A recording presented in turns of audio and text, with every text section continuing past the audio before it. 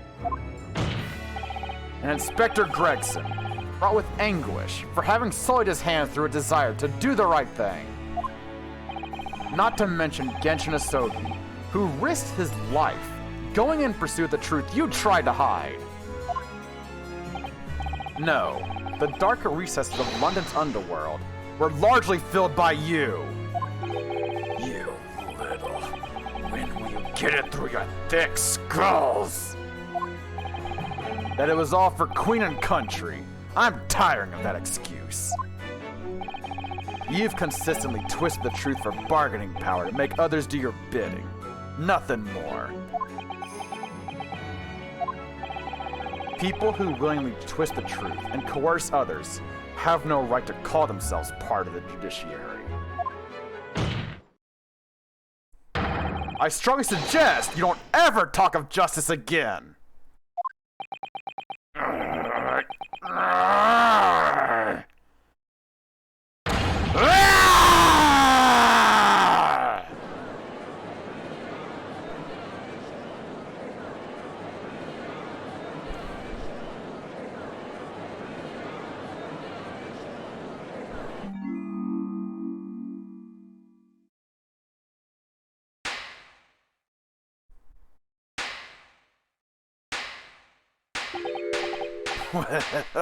Well. Dear me, my good fellas, dear me! A well-deserved round of applause, I think, for a quite marvelous performance. What are you talking about? Those delightfully grave expressions, that beautifully pronounced Queen's English. Really, I think for the parties are quite the picture of industriousness. Fraud. Keep your mockery. Please, don't misunderstand. It really is exactly as you both said. What are you trying to say? I have occupied the darker recesses of London's underworld and, how do you put it, done nothing. I confess it's a little embarrassing to have it pointed out quite so starkly, but yes, I really have done nothing, which means I can be indicted for nothing. No? What? It's true. Personally, I have committed no crime.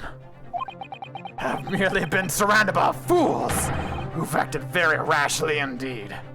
Objection! You can't get away with that. You've consistently preyed on people's weaknesses. And what? Threatened them? Are you sure it wasn't just bargaining? And yeah, Damon Gann, I did notice that too. I was just like, oh, that's a cool touch. That's a cool little nod. I like that. Yeah, Demon's also quite apt, yeah. I would like to address all the good lords, ladies, and gentlemen of the judiciary here present. You all know of these darker recesses in our great capital, and deep down I believe you also know that to fight those who dwell there requires at least some of us to occupy the darkness ourselves. So let me appeal to your good sense now. Consider the situation with me. If this catalog of horrifying revelations were to become common knowledge among the 6 million inhabitants of London, what might happen? To learn that the infamous murderer of royals and nobles was a respected member of the aristocracy himself. That evidence was fabricated in the scapegoat's trial amid secret negotiations with prosecutors to effect a jailbreak. That the Reaper of the Bailey was an organized group of assassins managed by a Scotland Yard inspector. And finally, that it was all masterminded by the Lord Chief Justice himself. If the general public of Britain knew the truth, all faith in the police and the prosecutor's office would be completely lost, without doubt. Public order in the capital would completely break down. We'd be cast back to the lawless days of the last century. Precisely, as it was 100 years ago, when 1 in 10 of the population were criminals. Think what we've accomplished since then. A public police force, a comprehensive set of laws. If we want to continue to protect this new era of law and order, I say again, we must at times occupy the darkness ourselves.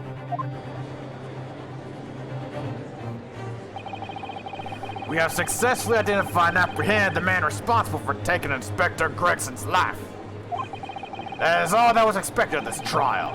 All these other matters that have been discussed will be eliminated from the minutes of these proceedings in the interest of preserving law and order. And to protect Her Majesty the Queen, of course. Well, my lords, ladies and gentlemen, what say you?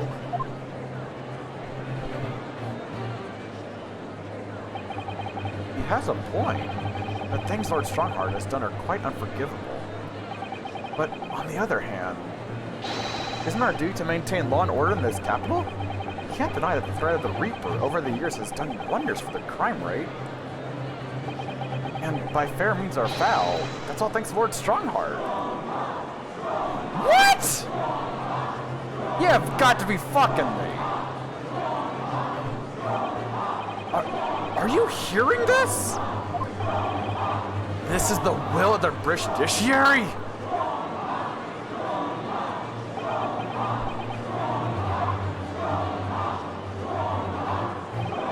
For your rousing response, friends, I express my heartfelt gratitude. Therefore, in accordance with the overwhelming wishes of the court, the record shall be erased. You have to respect a man's ability to turn a situation to his favor. Lord Strongheart really is a master of manipulation. He's conclusively proven his guilt, yet still he managed to evade justice. I just don't know what we can do. Ryunosuke! Looks like the trial really is going to come to an end now. I'm almost out of options, I think. There might be something. There's really only one path left open to me. This is all that I got. It's a really silly thing, but knowing this fucking game series, I'm gonna try it.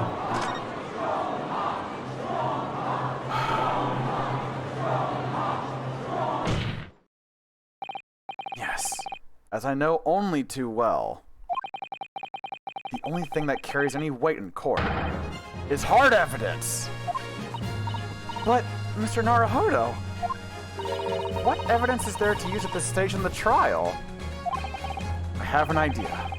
I don't know whether anything will come of it, but if there was ever a time for using this particular item we have among the evidence, it's now. Take that! My! Yes, Mr. Sholmes asked if you had that with you earlier. You've exposed all of Lord Strongheart's wrongdoing now. I have no doubt that Mr. Sholmes had already deduced exactly how the truth would unfurl. So I think it must be time for the great detective to take center stage, don't you? Yes, absolutely. Let's take the hare by the ears then, and heave! Alright, here goes. Heave!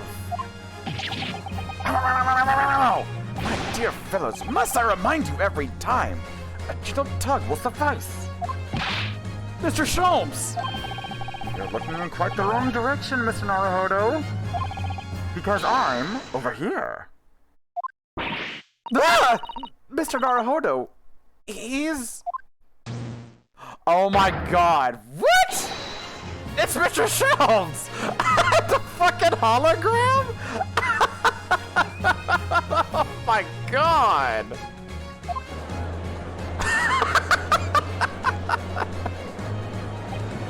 I wasn't expecting you back, Sholmes. You're delighted to be here again, Lord Strongheart. What is the meaning of this? Bailiff, seize him! Put that man in irons! This is a closed court! You've been warned once already, man! What the? We can't get on to him, my lord! We just go right there. Look at him go! Look at him go!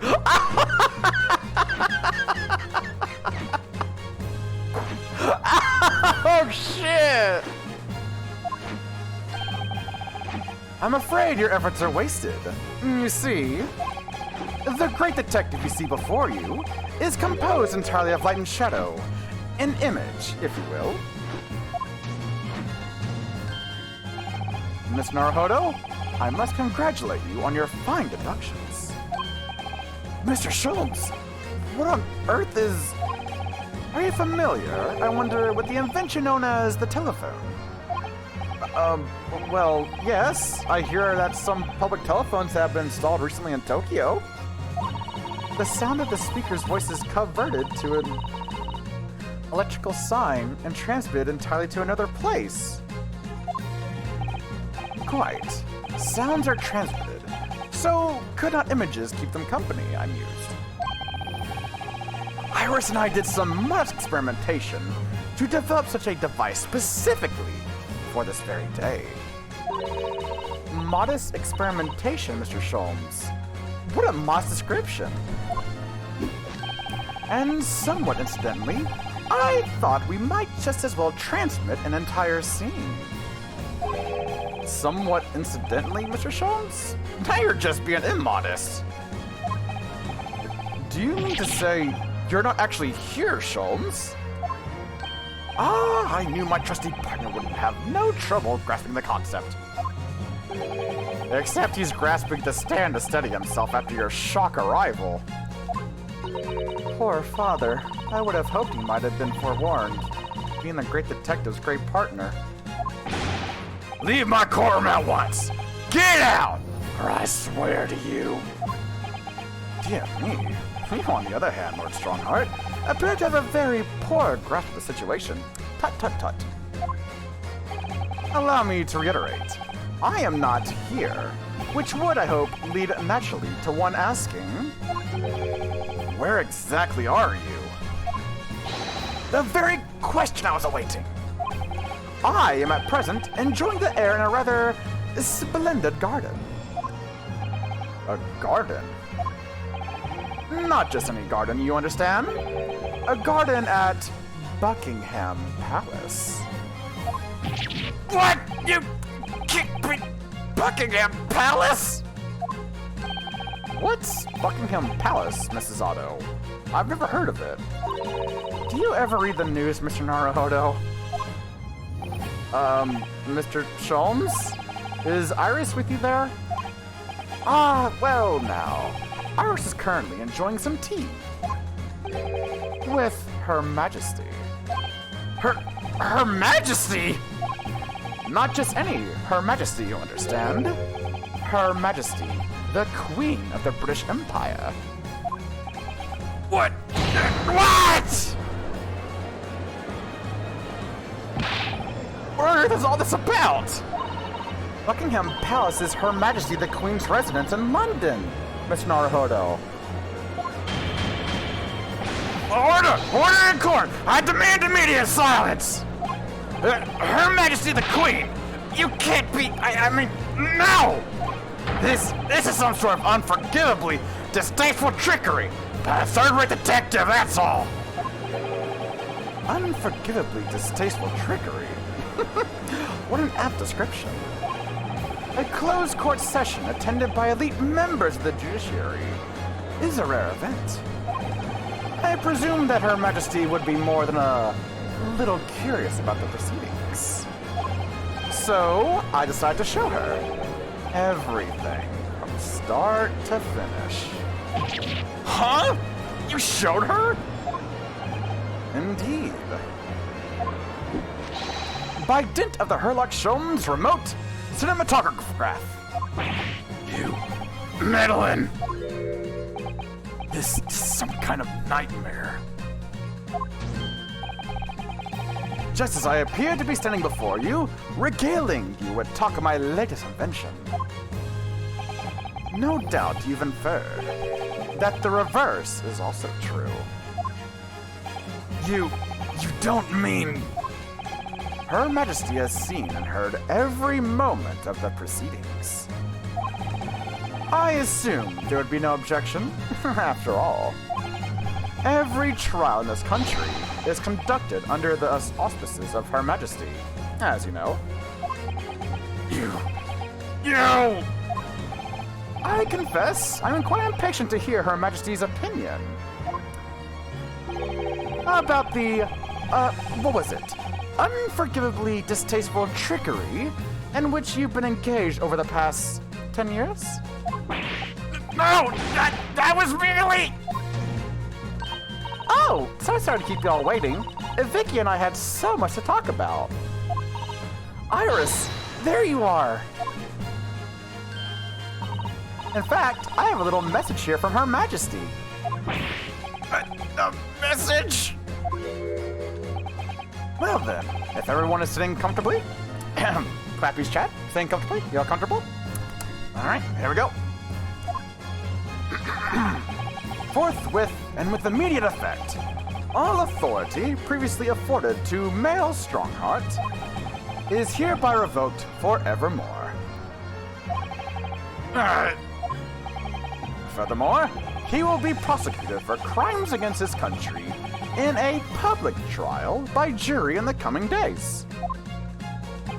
So, it seems that Her Majesty doesn't believe we need to fight fire with fire.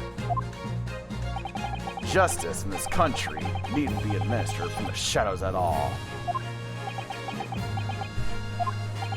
Male Strongheart, the darkness you fostered to conceal your despicable actions these last 10 years is a thing of the past now. After today, your brand of law and order has no future, because no longer are you the Lord Chief Justice. In the eyes of the law and of Her Majesty the Queen, you are nothing but a criminal!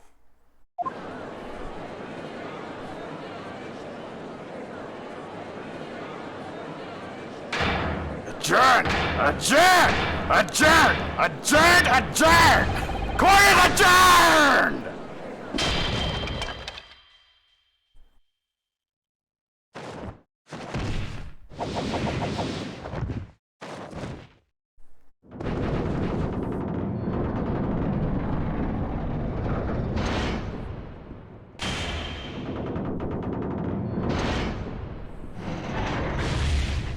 Oh shit.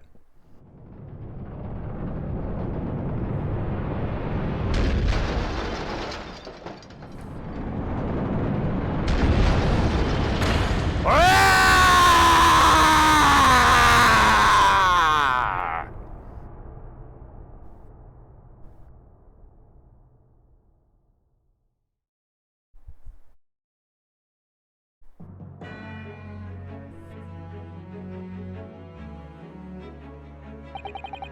Lord Clint Van Sykes left a will in which he confessed to everything. When those words came out of Asoki's mouth, it deranged me completely. I knew I must do anything and everything in my power to contain the situation. But I couldn't find the damn document. I searched the cell, but it wasn't there. Which precipitated the jailbreak plot, I presume? What do you mean? The need to obtain that will was all-consuming. I was sure that if I facilitated Asoki's escape, he would emerge with the will somewhere on his person. But despite searching his limp body in the cemetery that night, it still eluded me. It never even crossed my mind that it was concealed in the sword's hilt.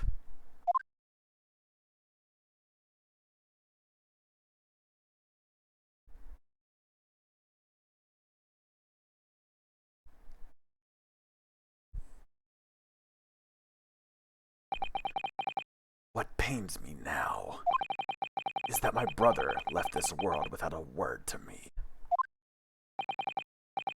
I'm sorry, Lord Van Zykes. In point of fact, I think perhaps that isn't the case. Sorry? How can that be? There is more to his last will and testament. What?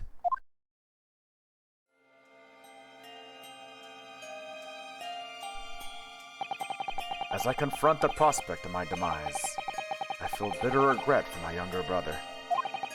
Barack, you have always looked up to me, and now you follow in my footsteps to become a prosecutor. It is my fervent wish that my unspeakable deeds should not hinder your advancement.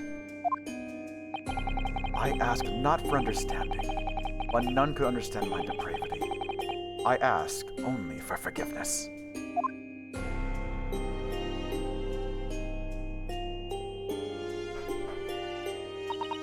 Asogi is a fine detective and a hunter worthy of respect. He has agreed to honor my final two wishes. The first is that this document survives. The second, I cannot commit to paper. I have confessed my sins to my wife. May she find resolution in my death. With my eternal gratitude to my Japanese friend, I rest my quill. Clint Van Zykes.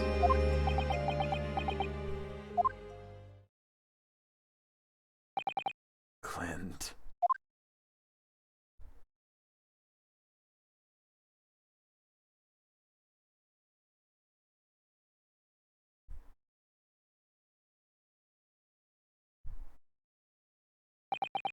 Mel Strongheart, you colluded with Shishiro Jigoku in a criminal plot so immense it spanned the oceans. And you cold-heartedly murdered all those who knew the truth about what happened 10 years ago. But why'd you set about that now, a whole decade later? To ascend to the very peak. These last 10 years made me realize being the Lord Chief Justice wasn't enough. Short of becoming Her Majesty's Attorney General, I could have no real power to affect the changes needed in this country. And for that promotion, I needed to ensure no remnants of the past remained. How could you? I like everything to run smoothly, in the exact manner that I prescribe, like a well-oiled machine. And I was just a step away. And for your ambition to succeed, did you even bother to count the number of people you had killed? There goes another one! Damn it, Strongheart! How the hell? How did you do it?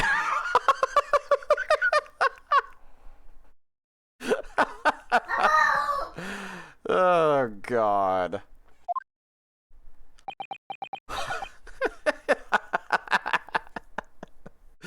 Oh, God, that was funny as hell. Ah, Mr. Reaper, are you not forgetting something? Such as... You very much adopted your usual prosecutor-like demeanor in the proceedings now. But the reality of the situation is that you are the defendant in this trial. However, the presiding judge would appear to have fallen from the bench, as it were. May I suggest, therefore, that we entrust the final education to an old friend? My lord! As a member of the judiciary, I have been following the proceedings from the gallery. And I must say, I shan't ever forget the extraordinary battle between good and evil that I witnessed here today.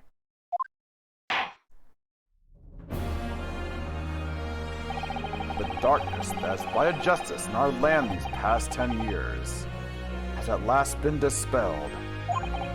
Thanks, in no small part, to the efforts of a bright young star from the east. Defense Counsel, Naruhodo. Yes, my lord! On behalf of everyone here present in the Old Bailey, I give you my heartfelt thanks. You're too kind, my lord! The first time I faced you in court, just under a year ago now, I had the faintest of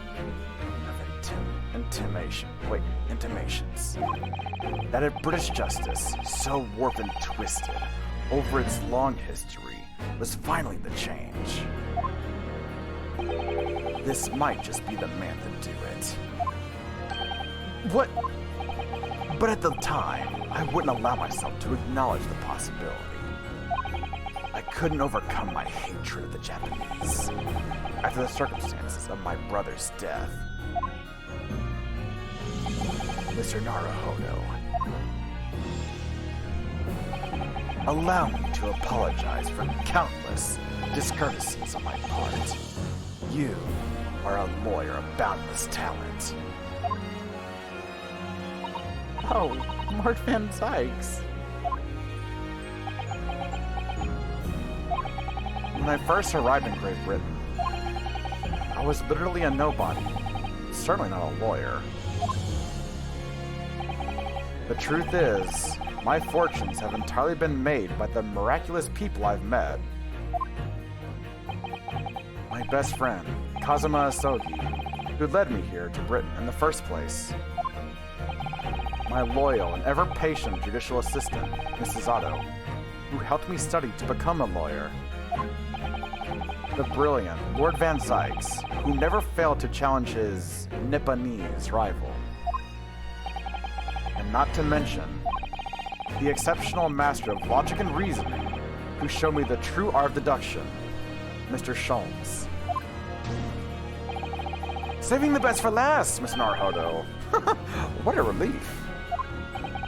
I'm well aware that without all these people's help and support, I wouldn't be where I am today. The truth is a guiding light that always leads to happiness. I've lived by that principle for a long time now, but actually, it's not true. The truth can also cause great pain, sometimes even leave people on the brink of despair. And for that reason, there are those who feel the need to hide the truth, who do it instinctively even. But as soon as we allow our eyes to settle on something other than the truth, the darkness takes hold. And from there it grows, until eventually, it makes us blind to the guiding light of the truth altogether.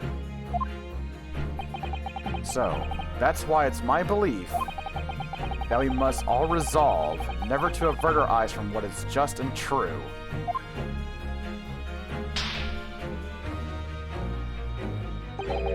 So that we can continue to walk the straight and narrow path ahead.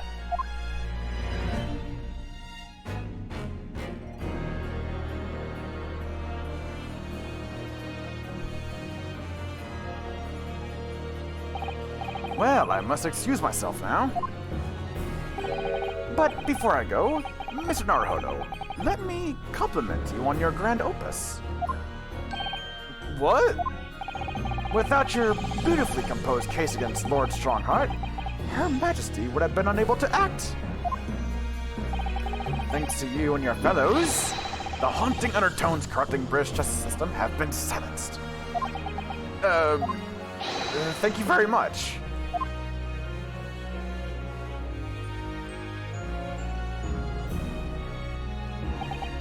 So, until our paths cross again somewhere. Well then, it would appear that this long trial has finally come to an end. My apologies for any anxiety caused, my lord. I'm quite sure we shall meet again here in the courtroom before long, Prosecutor Barak Van Sykes. In conclusion of these proceedings, I hereby declare the defendant, Barak Van Sykes. Let's see those two words. Not guilty.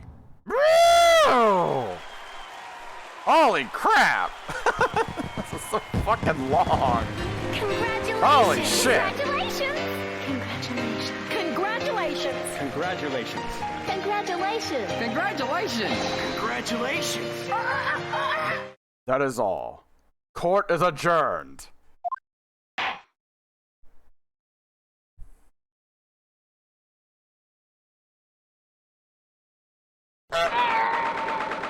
It's the 4th of November, 4:21 p.m.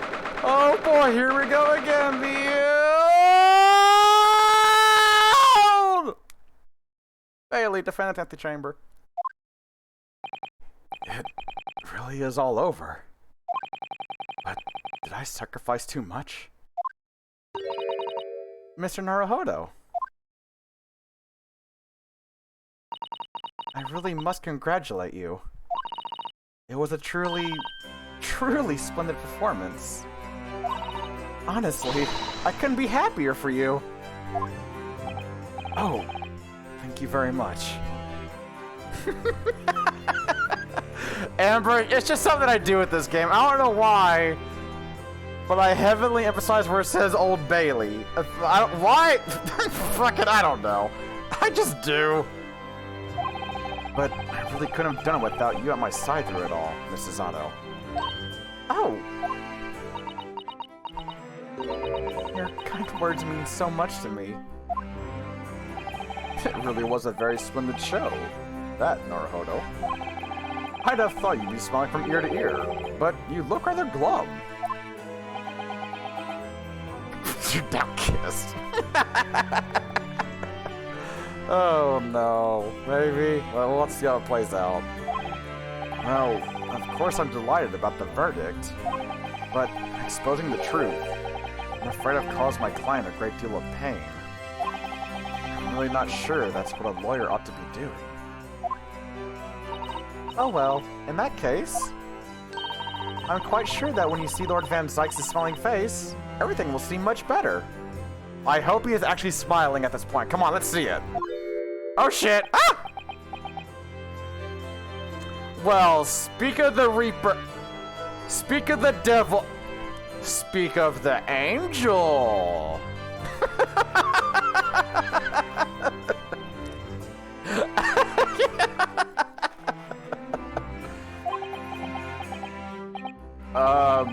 Mrs. Otto? Everything seems worse. He has a face like thunder. Oh dear, I really shouldn't have presumed. Mr. Naruhodo. Yes? Almost a year it's been now, since I first encountered you here in this very courthouse. For you to have risen to the level of excellence you demonstrated today, well, it's quite remarkable. But I exposed the most unpalatable truth you could ever have imagined in court today. Oh God, excuse me. I feel as though I've robbed you of something you held so dear. What was it he said? To fight those who dwell in the darkness requires at least some of us to occupy the darkness ourselves. But that was just the feeble excuse of a coward. Only those with a steadfast eye for the truth have what it takes to fight the dark forces of crime. You made fine work of establishing the fact in court today.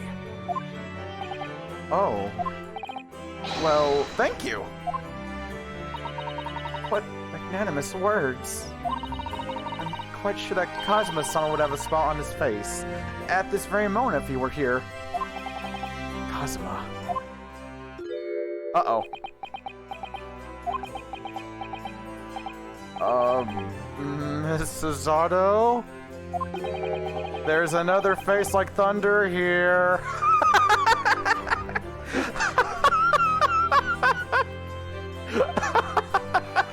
Mom! He's pissed at me!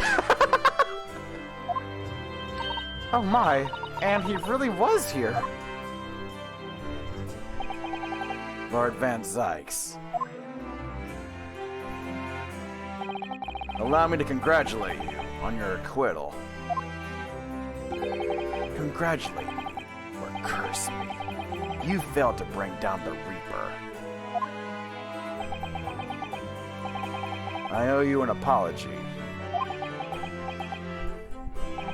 No, it is I who should apologize. Oh boy, here we go. Your father, Genshin. If I had been stronger, then perhaps I made an unforgivable error of judgment. I can offer no Ow! Ow! Ow!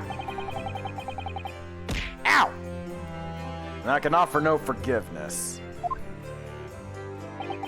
That said, I suppose you fought for justice and the truth. For that at least, I can't withhold respect. Ow! Ow!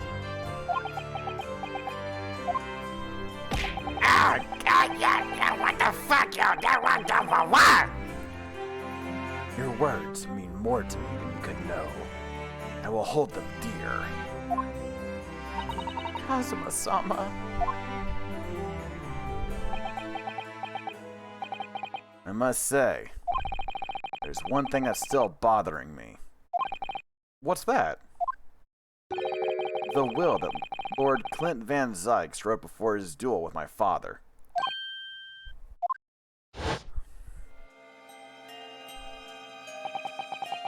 Asoki is a fine detective and a hunter worthy of respect. He has agreed to honor my final two wishes. The first is that this document survives. The second, I cannot commit to paper.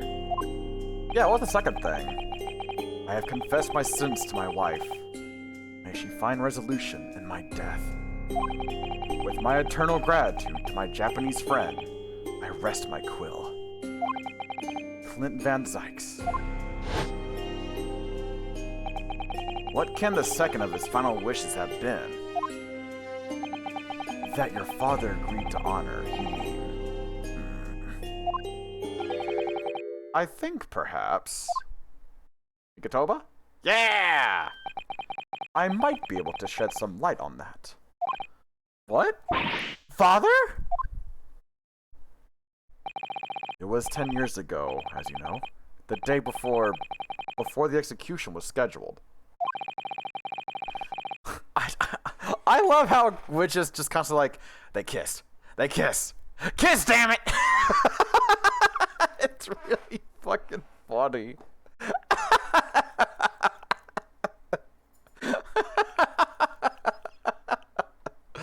Oh, Widget, you never fail to crack me up. I hope you know that. Oh my god. I went to the prison to say my farewells to Genshin.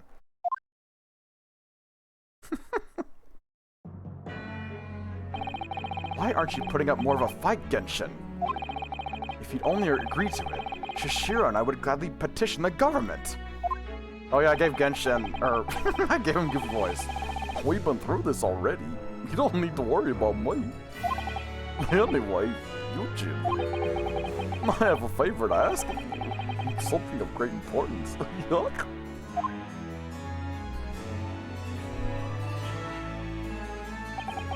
You're one of my greatest friends, Genshin. Whatever it is, consider it done.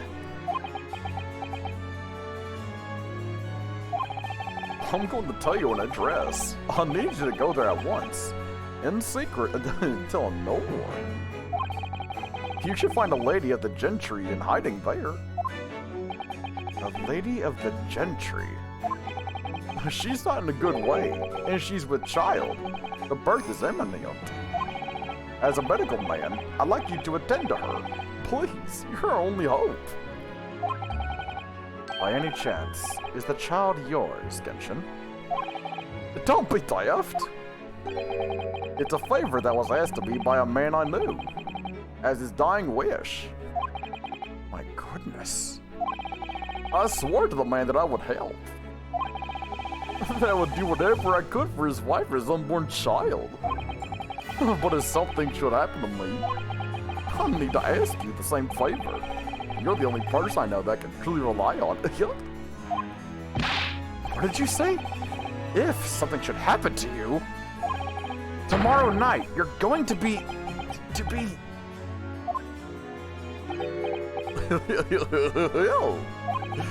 You never know, though, do you? What life will bring. Alright then. Tell me the address. I'll head there at once with Shishiro and... Nope, not with him. Pardon? This is a favor I'm asking of... Ow! You, and only you, Eugen. Right, I see. Very well then.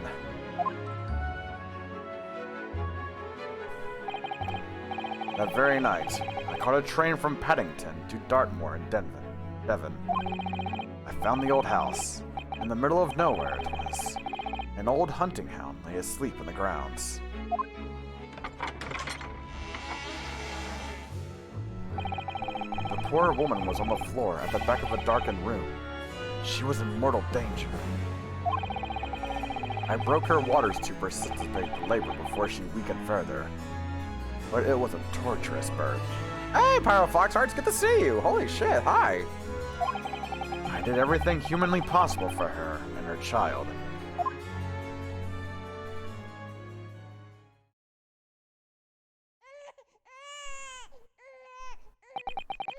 And in the end, I was lucky enough to welcome a new life into the world. But tragically, my efforts to save the mother's life were in vain. I held the healthy newborn girl in my arms and wept for longer than I care to remember. Eventually, something of a daze, I looked around the room. There was precious little in it, but an old travel trunk caught my eye. It had clearly been well looked after over the years, made of top-quality leather with fine stitching. But it was when I saw the emblem on the side of it that everything dropped into place.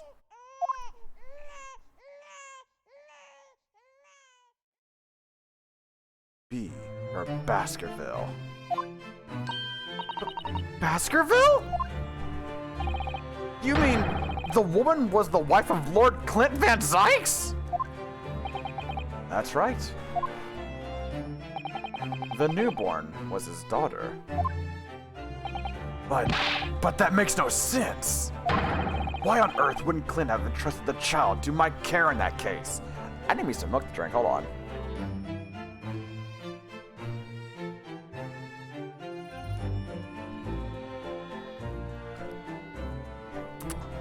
Those like deep voices, they get to me after a while, but I'm good now.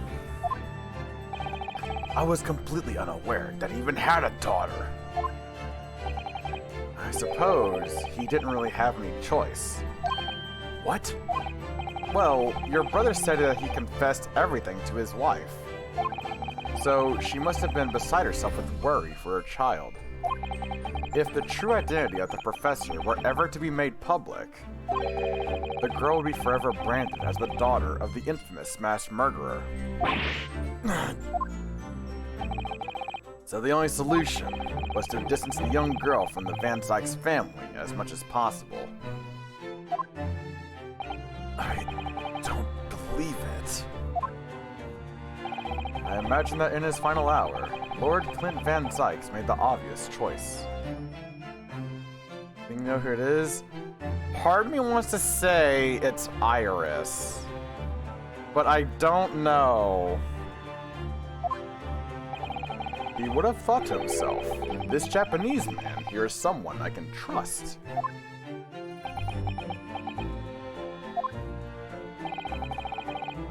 The same thing? I think it's Iris too.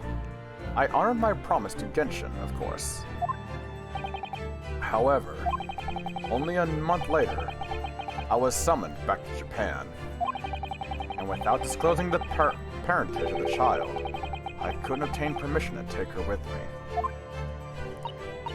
Spoilers, this is a guess. This is a guess. I don't think any of us know.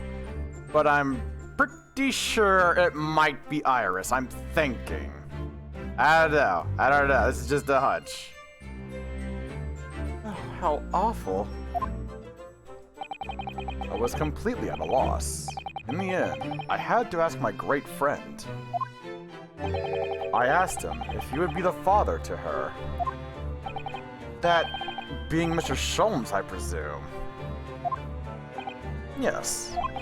He took one look into my eyes and agreed to it on the spot. Mr. Sholmes, he has a heart of gold.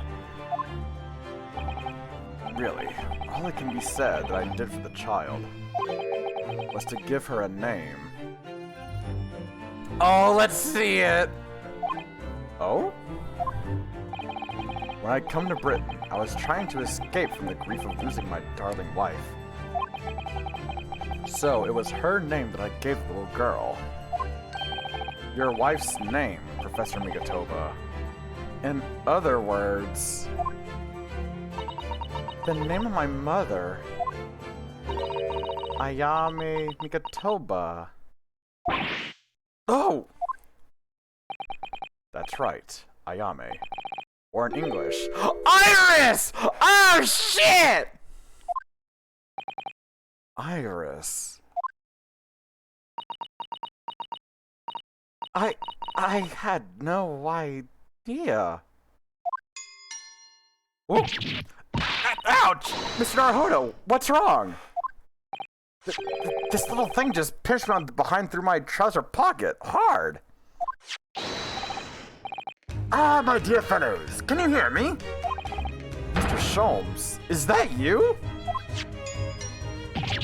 Ow! Yes, we can hear you! You see what excessive typing can do? Let that be a lesson to you. Mr. Sholmes, we weren't able to thank you properly before, but you were simply marvelous. Your checkmate move was a stroke of genius. Indeed it was, wasn't it? I surpassed myself, I feel. It had become apparent to me that to stop the Lord Chief Injustice, Lord Chief Injustice. That's so good. would require such measures. Bruno! Susie! Oh, Iris. Oh, I'm so pleased. What a wonderful outcome. Her Majesty Queen Vicky said she thought my special blend was delicious. Oh, I'm sure she did. After all, no one brews a more delicious tea than you do, Iris. Let's have a party to celebrate. And Mr. Reaper, you simply must come too. But, I'm afraid I couldn't. The Reaper of the Bailey, flustered by a 10-year-old girl. Again. No! Really? Oh, pooh. But I give you my word that I shall present myself at your residence in the near future to express my gratitude. Oh, how lovely. You've promised now. I won't let you forget. Bye for now, then. Alright, Iris. Thank you for all your help earlier. Oh, that was nothing. Just come back home soon. Ow! Ah, one final pinch goodbye, was it?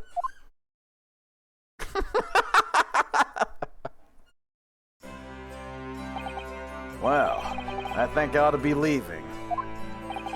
Lord Van Zykes, would you care to accompany me? Certainly. Mr. Naruhodo, allow me once again to express my deep gratitude to you. I believe you saved my life.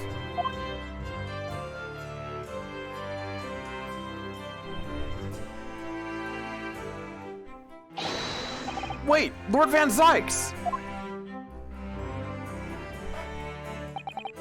Yes? What are you intending to do now? Well, clearly, I shall have to resign from the prosecutor's office. Oh no! I intend to publicize the full truth about the professor case. Once that's done, the Van Zyk's family will be ostracized completely from London society. Surely not. So, as soon as I am free from my employment, I shall leave the capital. Oh, I see. Don't be a fool. Are those the actions of a man once fierce the mighty Reaper of the Bailey? I beg your pardon? For the past 10 years, you've endured that pseudonym and been cast as one of the dark forces yourself.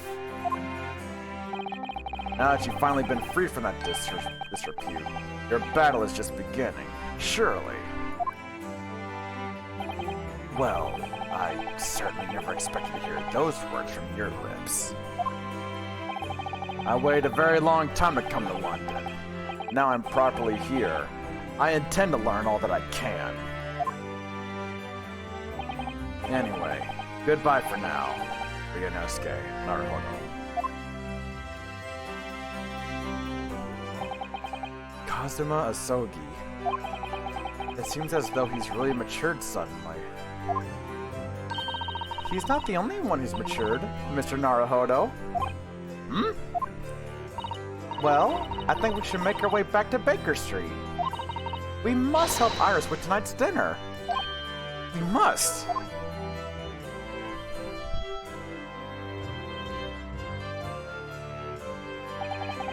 It was then that I came to an important decision about my future.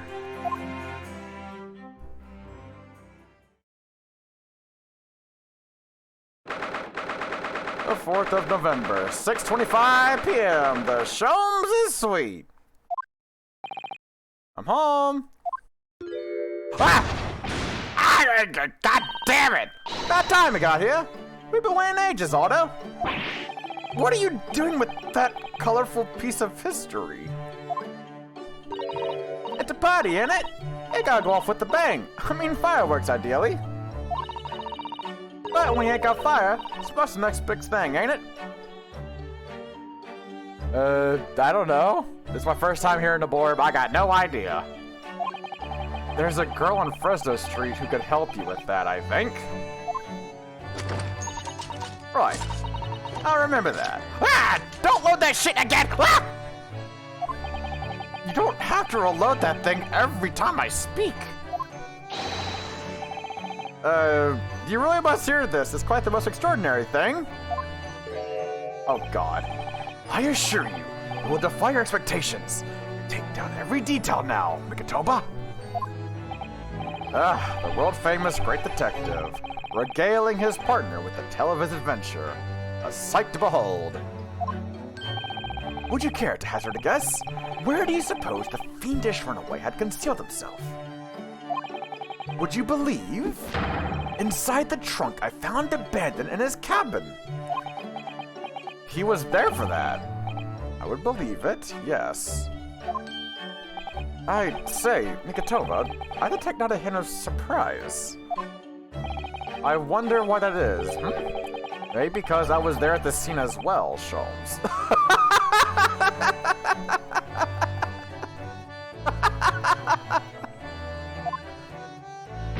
What? You were?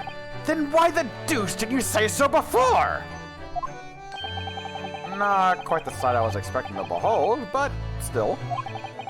It's hard not to feel privileged to see it. Hello, Mr. Sholmes, Professor Mikitoba. I'm finally back from the Bailey. And not a moment too soon. A feast prepared by Iris and Miss Susato awaits. I must say, I haven't seen Susato looking so happy in a very long time. Ah, Bruno, there you are. Dinner's on the table, everyone. Please, do come and take a seat. Time to fill me boots.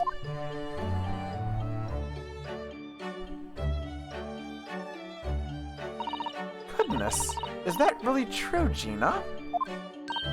Yep, I'm losing me compass, Kaba, and going back to what I know best. The dive is life for me.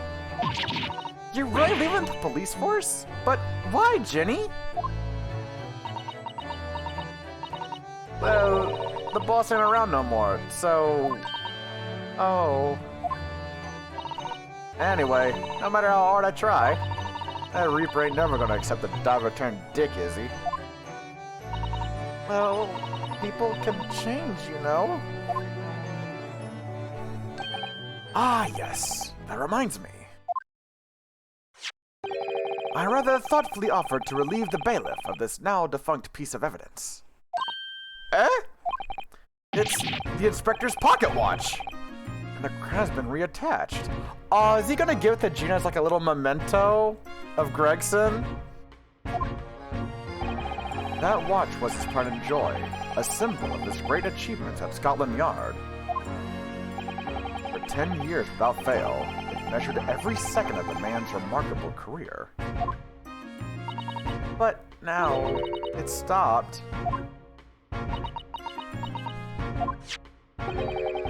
Someone needs to keep the memory of Inspector Gregson's career alive by taking on the great responsibility of winding that watch every single day again. Yes, someone with an equally fierce detective spirit.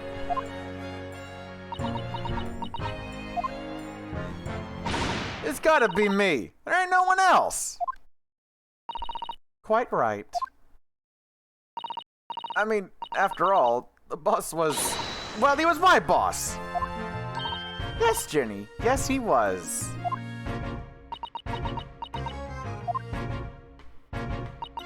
Oh, yeah. And I made you a promise and all, didn't I, Iris? Oh, she's smiling. Look at her go. Aww. Then I'd become a proper detective one day and track down your old man.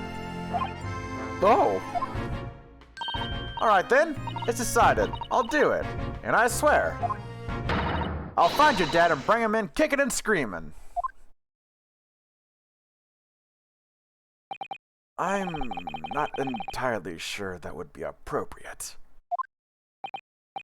Yes, I think Gina... I think I'd like you to forget that promise, Jenny. Eh?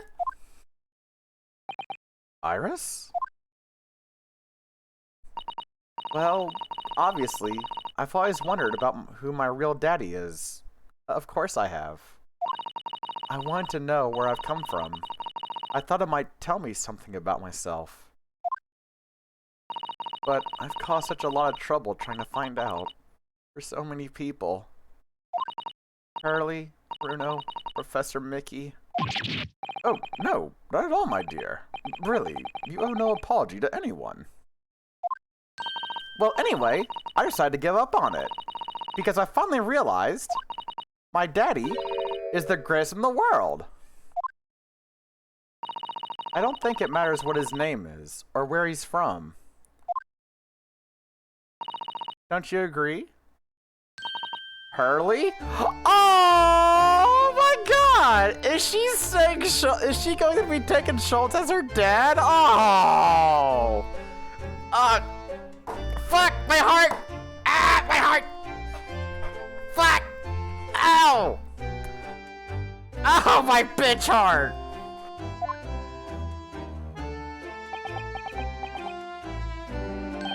With every word, Iris.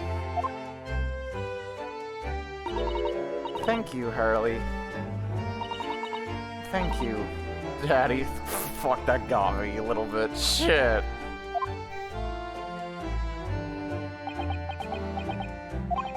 I think, Mikatoba.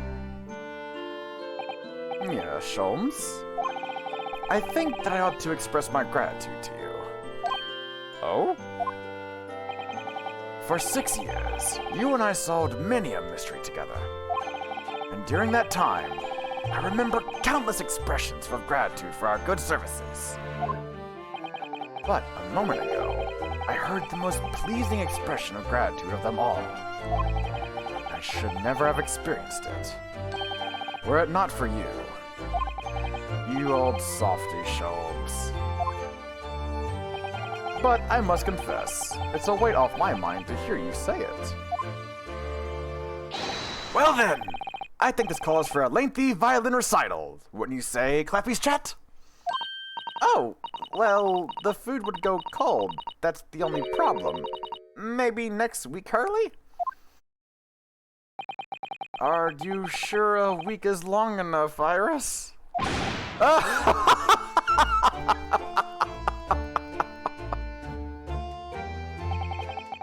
Even amidst the most troubling of cases, even reeling from the most shocking of revelations, returning in the evening to this suite of rooms, there's always warmth and happiness to be had.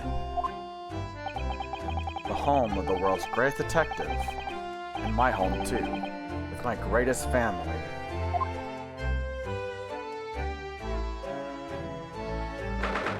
The 4th of November, 9:37 p.m. Naruhodo's legal consultancy.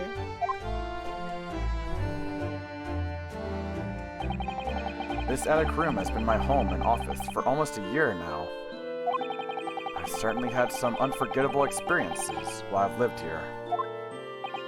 But I think now, the time has come.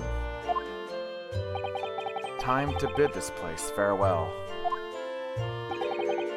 Naruhodo. Oh, Professor! Are you alone? I didn't hear any sound from Sazato's room. Yes, Suzato-san went out after dinner. She took a carriage. Something about an important matter she needed to take care of. Ah, I see. I wanted to thank you for what you did earlier. Oh? With Iris, I mean. When the subject of her father came up. Lord Clint Van Zykes. I made up my mind many years ago never to tell her who her real father was. It's what was agreed with Genshin, after all. Lord Clint Van Zykes' final wishes before he died, you mean? Yes. I've had to take some rather drastic steps at times to protect that secret, you know. Calling Suzato back to Japan 6 months ago, for example. Oh, you were behind that.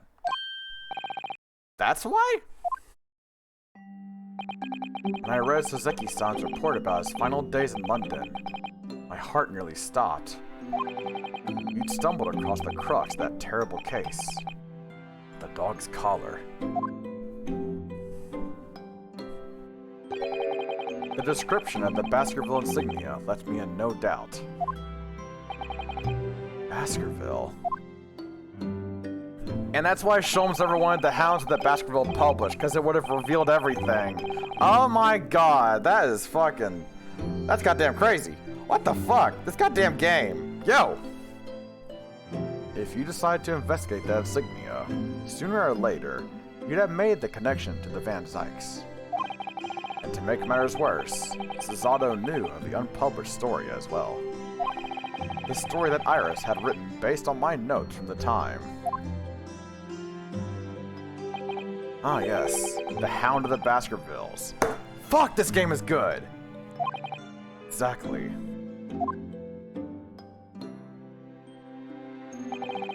It was a work of fiction, but based on the grim reality of a huge beast of a dog being used as a murder weapon. A dog with the Baskerville family emblem around its neck. Armed with those two clues, I feared you and Suzato might arrive at the truth. So I invented that story about having collapsed to justify her leaving London and returning to Japan at once. All in aid of halting any investigations you and she might have been contemplating. I see. Something I've never understood is why Suzato-san came across that manuscript in Japan, though. You know, ours is the Hound of the Baskerville story, I mean. Sholmes sent it to me. That was before Suzato left Japan. He was very troubled about what should be done about it, you see. I'd read it and carelessly left it on my desk, which is where Suzato came across it, of course. It was the only case Sholmes and I ever pursued that I didn't record in meticulous detail. I was stunned when I discovered that young Iris had pieced together so much of it from my paltry notes. Sholmes and I discussed the matter, and decided that we couldn't allow the story's publication. At that point, I returned the manuscript to post to Shums for safekeeping. So you did all that to stop Iris from finding out the truth about her father. That's right, because Shums had told me how astute she'd become. However, having witnessed events in court today, I must say my opinion has somewhat shifted. Oh? I think at some point in the future, the time will come for Iris to know the truth. And when it does, well, I believe it will be for the best. I think so too. Actually, Professor, I wanted to talk to you about something too. Uh-oh. Judging from that expression, I'd say you've come to a decision, have you? Oh yeah, yes, I have. I will be returning with you to Japan. Are you quite sure? I'm really only here as a substitute for Kazuma. But he's here in Britain now, as originally intended. Locum student Naruhodo doesn't really have a right to stay, I think. I see. Looking back now, when I first arrived here in February,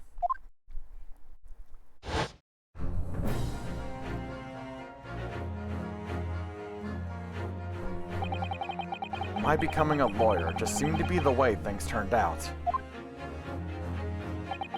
With Kazuma, Susato-san, and Mr. Shulmes all gently pushing me in that direction.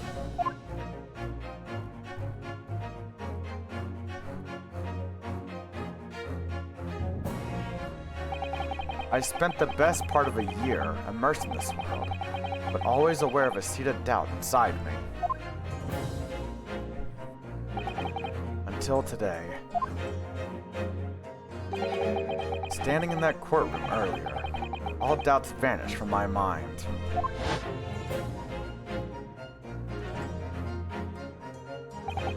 I was totally focused. I was sure of my belief in my client, and I was sure I could see the trial through. And at the end of it, I finally realized no one else chose this path for me. I chose it myself.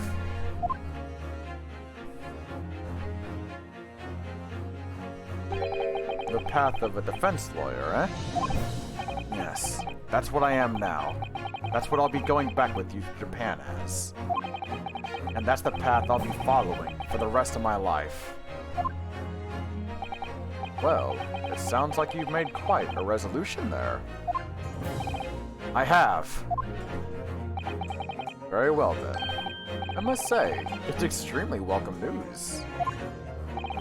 I shall make arrangements for your return first thing tomorrow, but I don't imagine we'll depart for a few days. Not with the symposium having been cancelled now. Such a shame. Never mind. I'm sure there'll be other opportunities in the future. Well then, I'll bid you a good night. I bid you good night. What? There she is. Susato-san. I just wanted to let you know I'm back.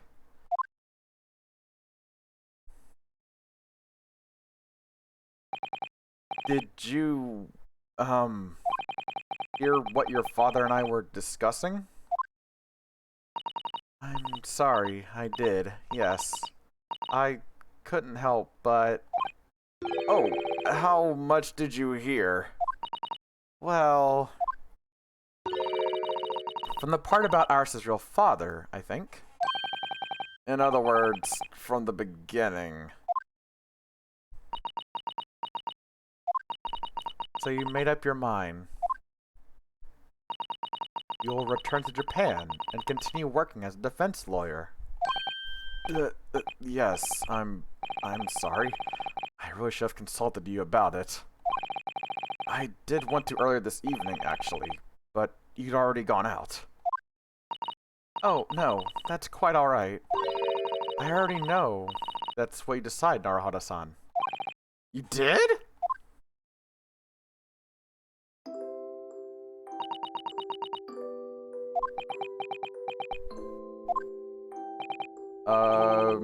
Suzato-san. Yes?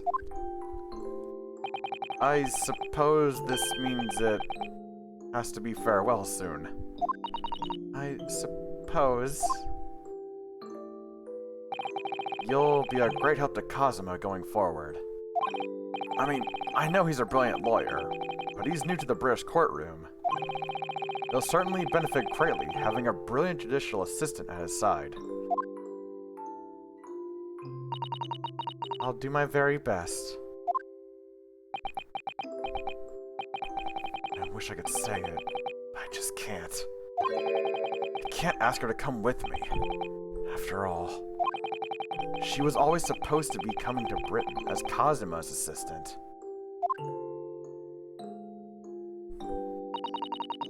It's growing late. We should both try to get some sleep. I'm sure you must be exhausted after today. Oh boy, you have no idea. Oh, yes, you're right. Before I retire, let me just say one more time. You really were quite splendid in court today. So, if you ask me, anyone who thinks of you as a substitute or a locum should be ashamed of themselves. Suzato-san. Thank you.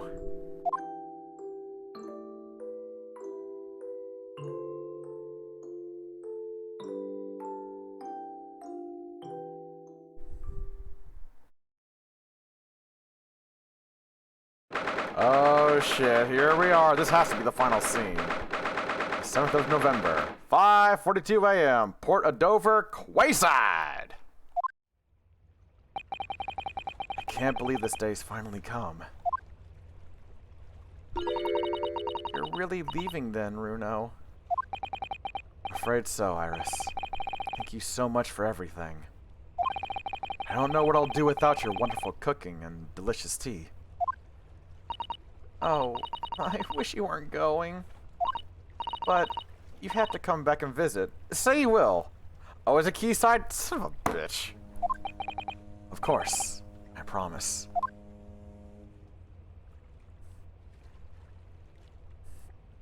Well, it was a very brief reunion, but it was a pleasure to pursue a case with you again after so long. For a while at least. It felt like old times. Yes, I suppose on reflection, there's something to be said for it. Having a little fun once in a while. I'll just go and say goodbye to the professor as well, I think. Alright, Iris, you do that.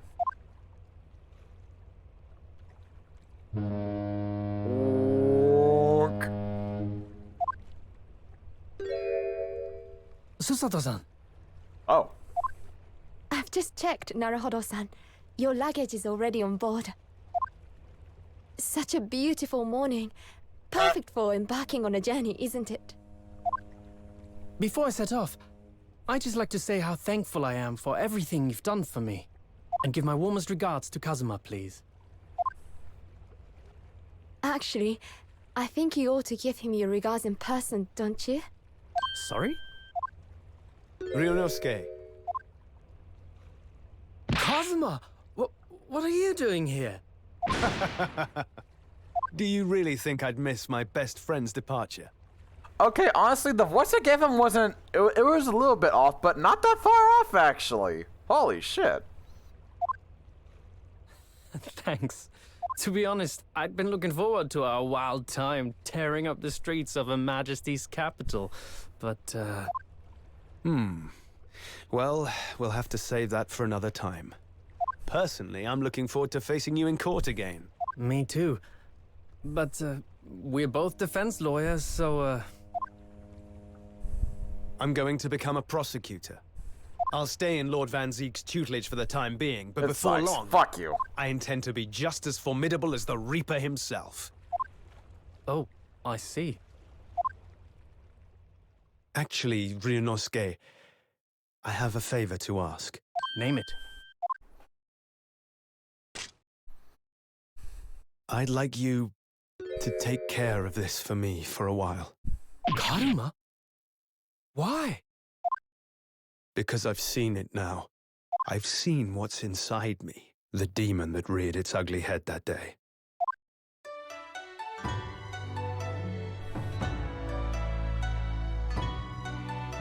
It was only for the briefest of moments. The last time I came face to face with that inspector. But it was unmistakable. I wanted to kill him. I've always known there are demons that live inside people. And now I know there is one in me. The fact that it very nearly consumed me is something I'll carry with me until the end of my days. While I devote my life to fighting those whose demons have got the better of them. As a prosecutor. So, that's what you've resolved to do, is it? Until I'm ready to face the demon within me. To slay it once and for all. I leave this in your care. If you'll take it. Of course I will. I'll keep it by my side. Always.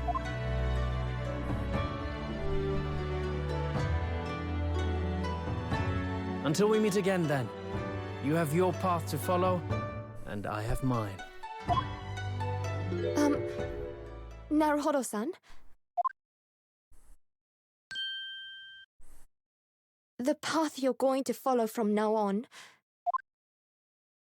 I wonder if I might follow it at your side, and unless I'd be a burden. What? I mean, I would very much like you to come with me. But aren't you... You're so predictable, Ryunosuke. I am? Honestly, you never change at all. But that's what I like about you. You mean you knew about this?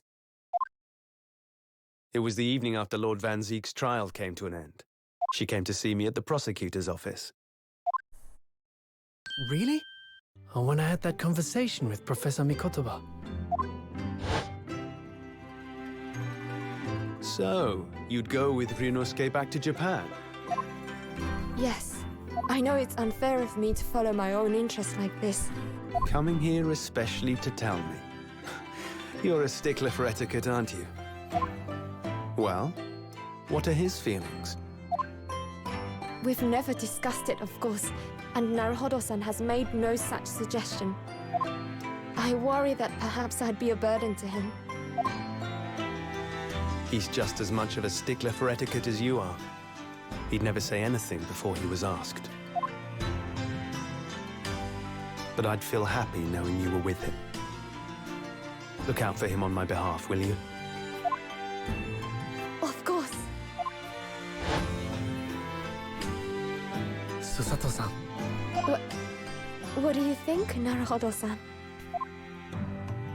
With you by my side, no trial would seem too daunting. So if you're willing, I'd be honored if you'd come with me. Together we can take on the world. I'm terribly incompetent, but if you'll have me, I'd be delighted.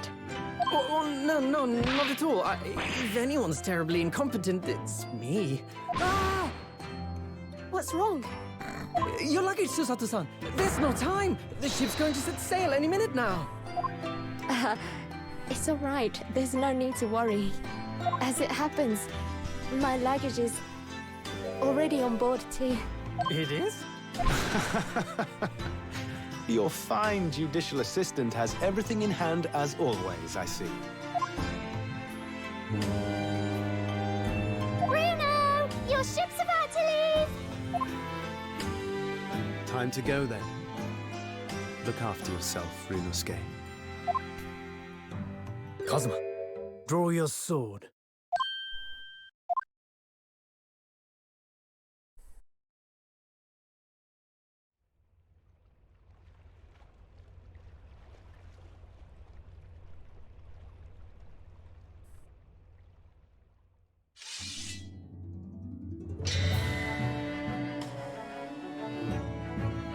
One day, when our paths cross, once more, we'll fight a duel of words across the courtroom. A day I eagerly await as a lawyer. I've been waiting to hear you say that, partner.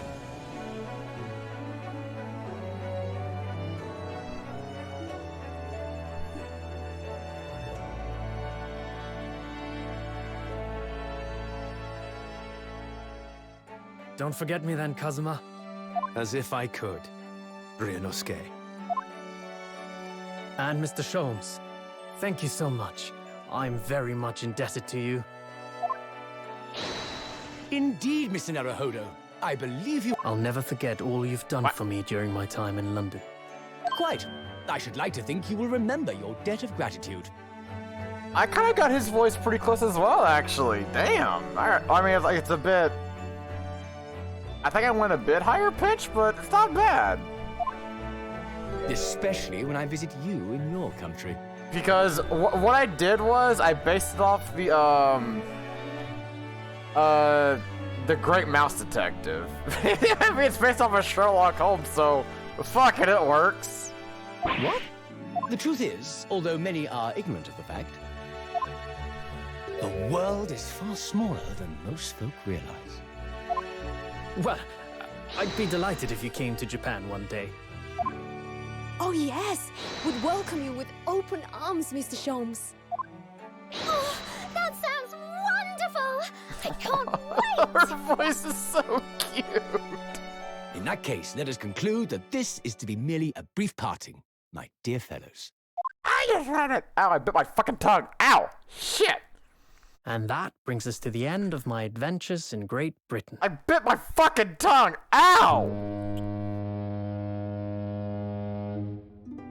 A peculiar twist of fate brought me halfway around the world those many months ago. But that was just the start of my journey. Who knows where fate will lead me next? Still, I'm confident this won't be my last meeting with the friends I've made in London. And when we're together again, no doubt the first words I'll hear will be... Yeah, that's funny. The game is afoot.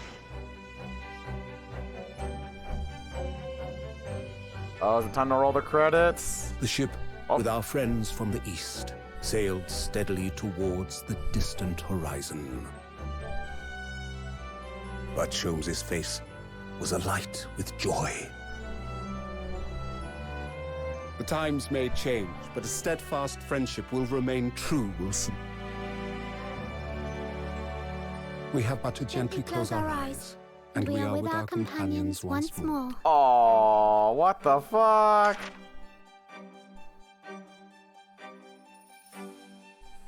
So I do just that. And when I do, I can hear his strong, familiar voice ring out.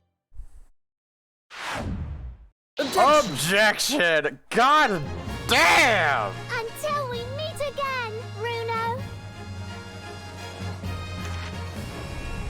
Yeah! Oh, fuck yeah! Oh, man. That was fucking awesome. I am... Oh, I've been thoroughly indulged with inquiries about my remote scimitar. That's that. But I'm no purveyor of electrical goods, and where the promised closed court secrecy. Anyway, I decided an absence from London as an order, a sojourn at distant crimes. The Empire of Japan, perhaps. I understand that wardrobe class incurs no charge whatsoever.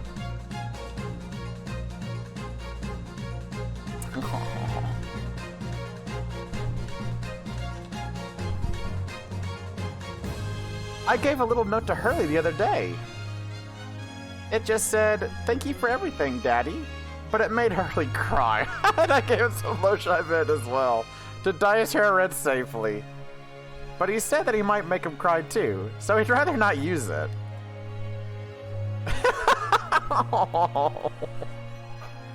Oh, Sholmes.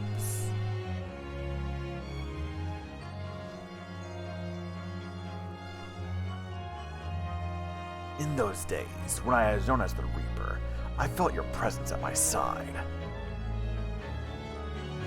Once, unable to bear the burden of that grim pseudonym, I even retired from the courtroom. Despite everything, I still wear your prosecutor's badge with pride, but the darkness that once beset me is no more, as you too are no more. In the words of a young foreign friend of mine, I must stride forward toward a brighter future.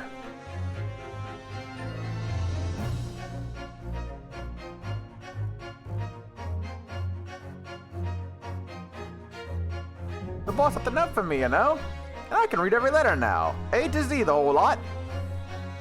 It's cleared a load of stuff up. The boss was trying to protect me, see? Papi! And that's exactly what me and Chief Inspector Toby here are gonna keep doing for Londoners. I only wish I could have said how grateful I was before he, you know. Oh.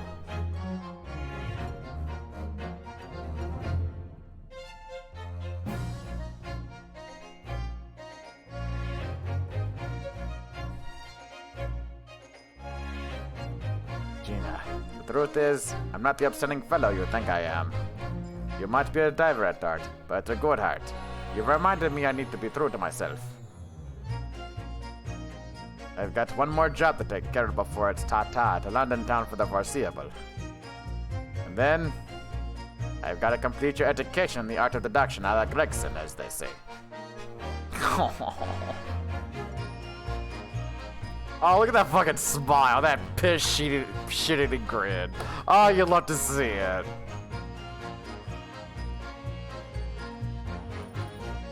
Your Excellency, this man is accused of illegal entry into the office of the Minister of Foreign Affairs. Oh my god, objection, oblique overstatement, overruled. The minister has been detained in Britain anyway. Who is this cash counter for the defense? And women are forbidden to enter the courtroom. Oh really? My friend Susanna is the British courtroom all the time and doing a wonderful job. It goes too fast. Perhaps I should have engaged the services of a regular legal team. It goes too fast. Chat. Welcome back, Chips. Credits are still rolling. I'm not skipping them because this series deserves to have the credits like fully go on. Mama, is it true about Japanese people? Are they experts at filleting corpses? Yes, they are. Fish corpses on the whole. I'd like to hone my own filleting skills. You don't mind, do you, Mama? Yes, I do. I'm not a corpse yet, am I? No. And I'm glad. Oh my god. Oh, this fucking game. And you come back to Lab Coat Lady. Of course you do. But welcome back, Chips. What? Here I am again, a great bitter on the invitation of my dear university friend. He sent me a very nice letter saying he'd like to show me around now that everything was settled. But what have I done? I was so excited I picked this fair hotel. And now I can afford the bill. Oh, Barack, come to my rescue again, please. I wish I could just actually do that now sometimes. Oh, no.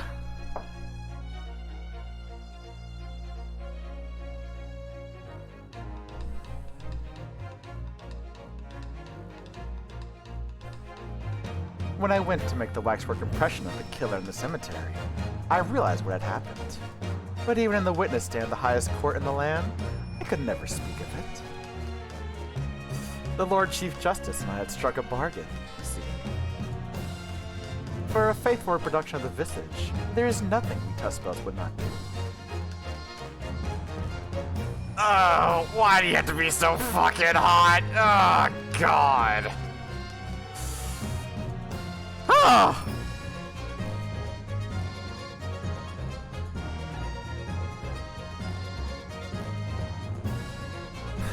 Everyone calls me gossip. I still chuck little tidbits to passerbys, you know. Everyone calls me a pepino, and I serve the spaghetti. It's more redder than a head. Everyone, they call me Non. I cannot do it. This is ridiculous. Oh, Daily, how charming. You made lots of new friends here, I see. Yes, and when we're released, we're all going to strike it rich together. Like switches, I see. Okay, listen. If I could... I'm not gonna go more into it.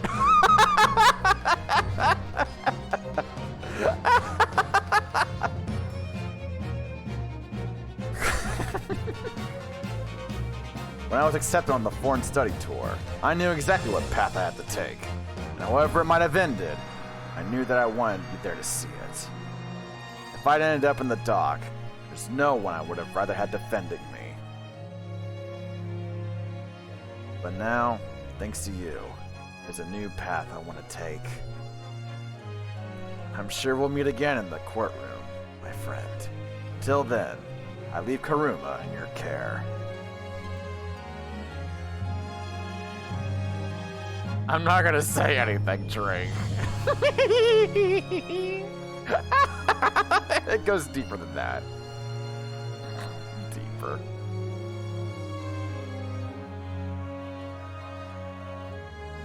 Naughty, naughty cat. I've made some tea, Naruhodo-san. Go to my room. It's important that you rest while you can.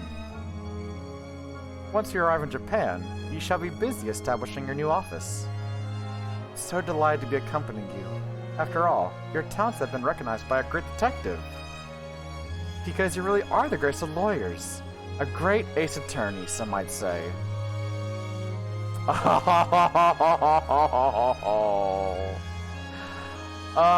More like ultimate ace.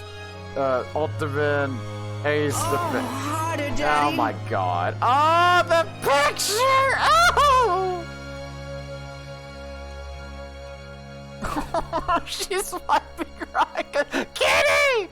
Oh, she's fucking crying. Oh! Wow. Ace representation, for fuck's sake. Oh boy, here we go! We got ourselves a walk-in! Let's do this! Okay. Now I can fully talk about all of the,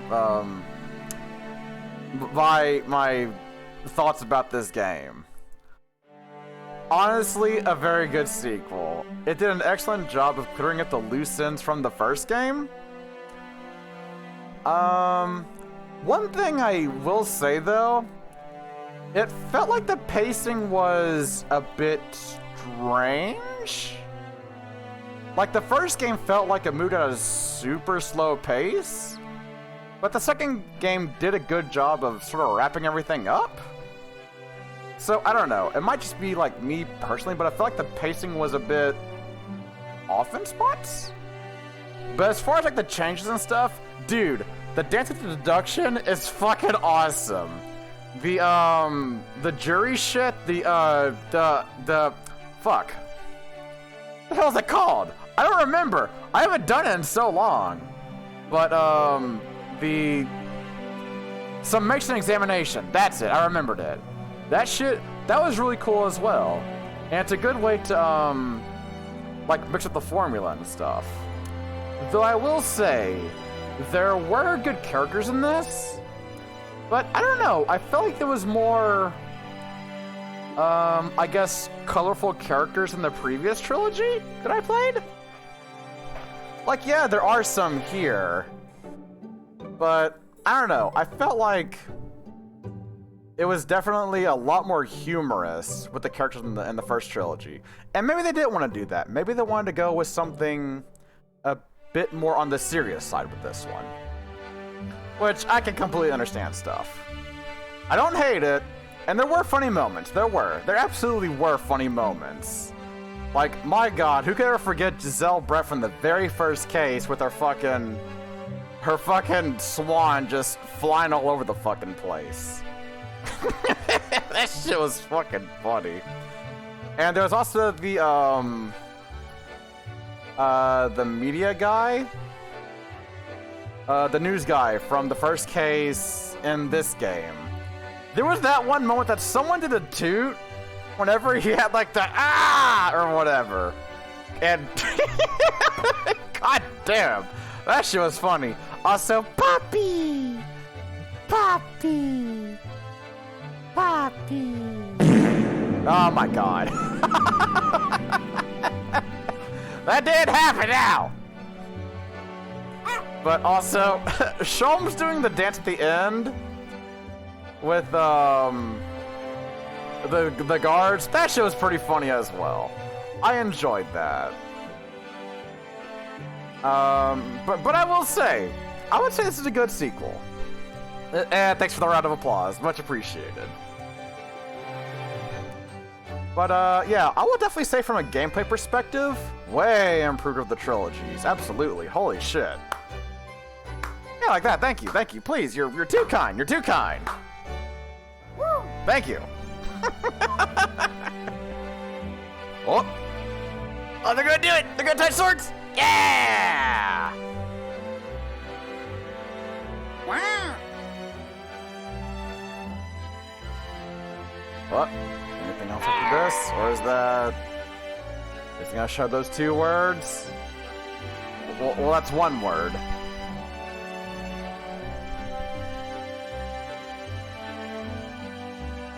Yeah, the last investigation phase with Bikatoba and Sholmes. That was cool as hell. I felt super smart during that as well. It was, this was a pleasant experience. I greatly enjoyed my time with this. And, honestly, like, if you joined in, like, later in this series or whatever, because this is the longest series of VODs I have for the VOD channel. Like, this is the longest series I've done. Like, on Twitch so far. Like, for just, like, one playlist or whatever. There it is, Finn. God damn. There's some slight feature below, but not in a super hard way. Just the normal Ace Attorney games are very simple versus the... I will say that as well. Oh, look at this fucking art. Oh, my God. Wow. Look at that goddamn art. Holy shit. Is that it? There it is. Wow. Okay, I think it's options to... Alright. So, one last time. Gotta exit playing the game. Am I finished playing? Yep, I most certainly am. Alright. So, as we bid farewell to the great Ace Attorney Chronicles, motherfuckers, it's that time. What time is it? Oh my fucking god, Sturpy Doodle time! Ah, yeah. So now that we... son of a bitch! I'm in! Hell yeah.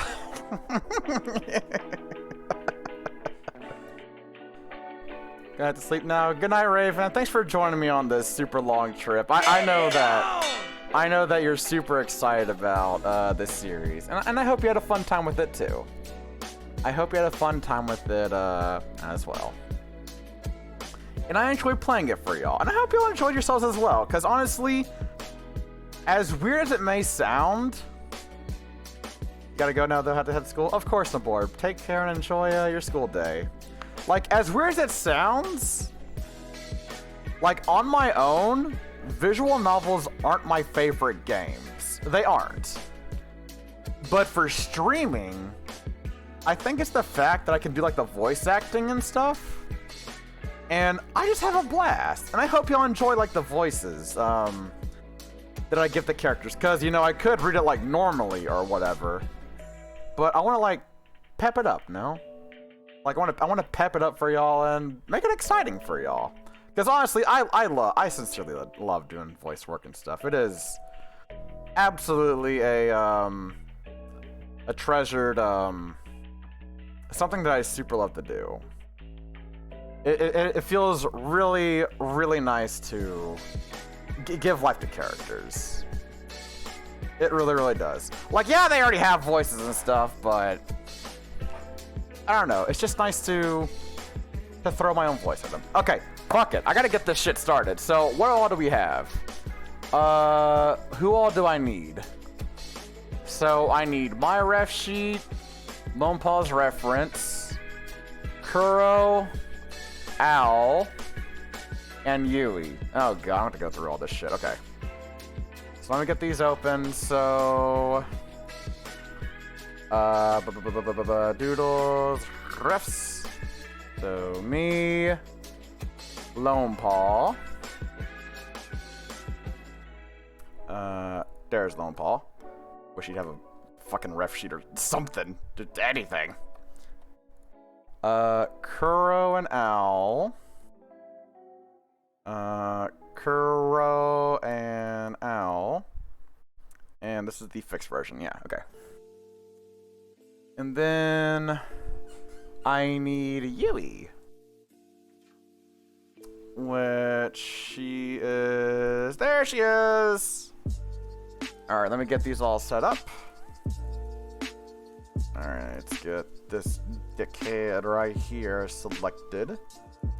Then put in all these canvases. As I'm in multiple of these. Because I guess y'all just like me that much that y'all just can't stop requesting me for these. Multiple even. Whoa. It's fine though. I gotta learn to accept that. Sometimes you all just want me to draw me. That's just something I gotta come to terms with, I guess. There we go. Okay, get this layer copied. And then, what the fun reference? And then on, wait, this one, right? Yeah. This is gonna be a fun one to do. And this one. Okay, so I don't need this fucker open anymore. Then I need this Lone Paw. We want you to explore yourself. I can do that enough. Thank you very much.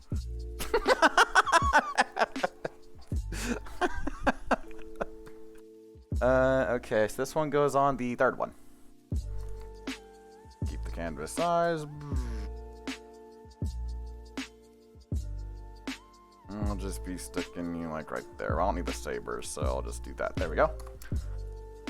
Let's see. So those three are good. Then I need Kuro and Al. Thankfully, this is a 10-minute prompt. I'm happy when people request multiple characters for 10-minute prompts. Gives me a chance to draw the things. Though I might be a bit slow because, oh man, it's been a fucking marathon today. It's been a marathon and a half. But I am actually immensely happy that I got to experience this. Because honestly, the Ace Attorney games were one of the first games that I streamed on the channel. And they've been immensely fun to do.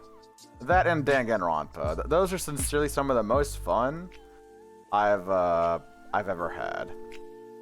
Like, yes, there is fun with like Yakuza and such, but there's something special to me personally.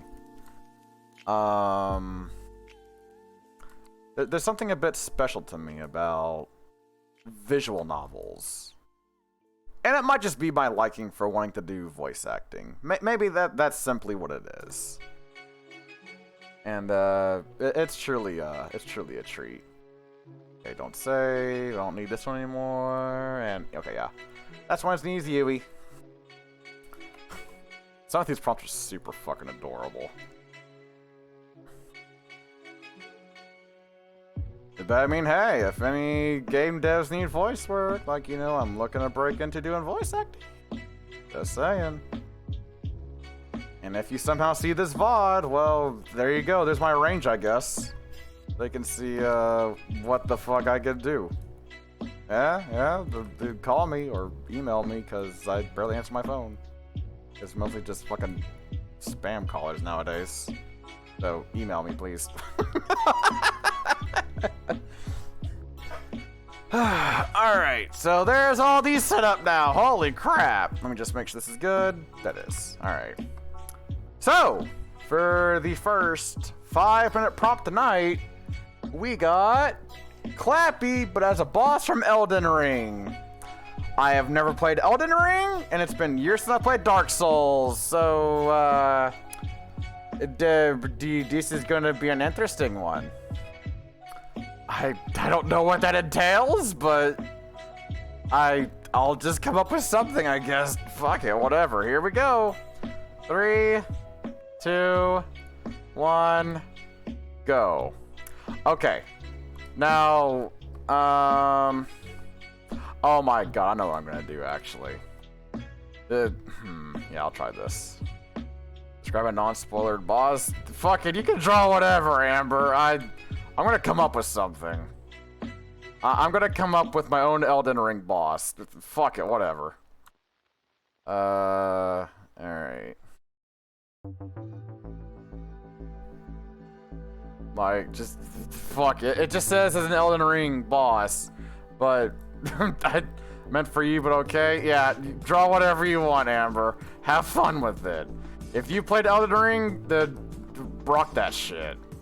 If not, then good luck. I'm in the same boat.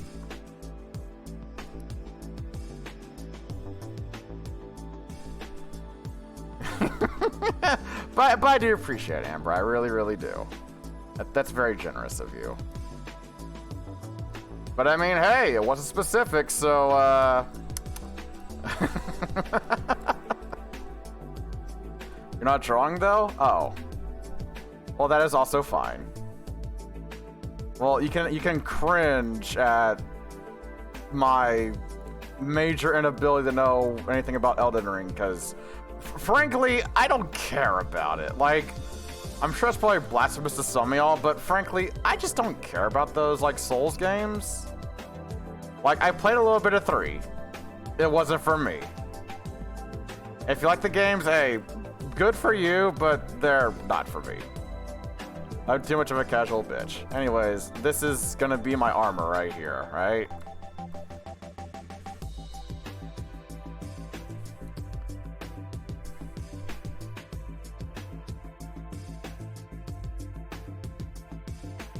If y'all can guess what I'm doing here, then...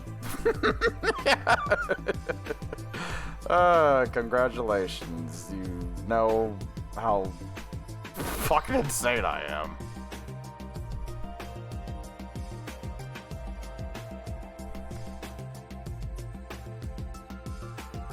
But yeah, Amber, I hope you enjoyed your time here. Yeah!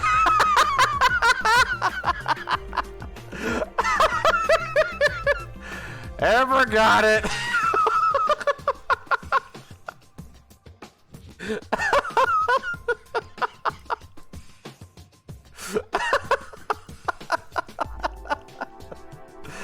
I don't know anything about the fucking game, but I'm drawing this stupid fucking pot.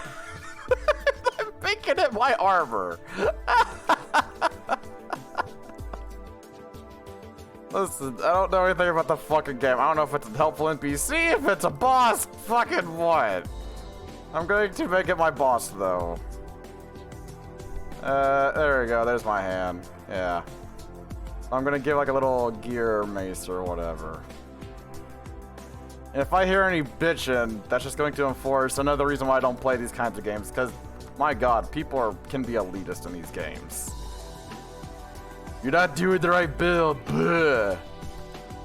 Or they get super backseaty, which, oh boy. A Botfell, this is interesting. Oh, is it? Oh.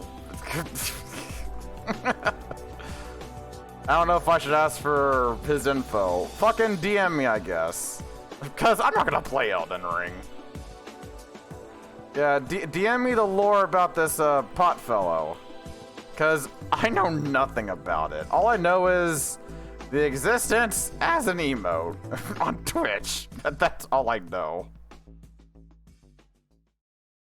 Anyways, I'm giving him a little gear mace because it's kind of fucking sick. At least I think it's sick. If you don't like it, then you're entitled to your own opinion.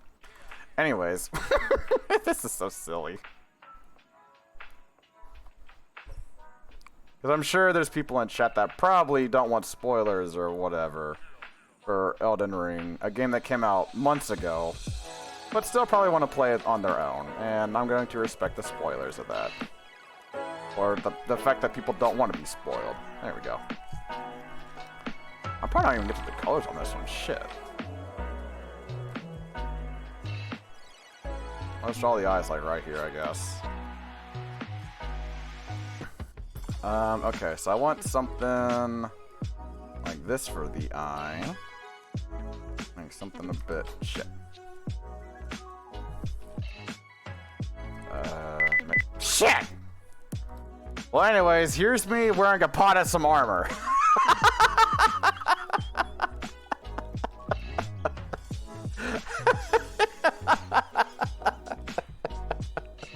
I'm proud of it.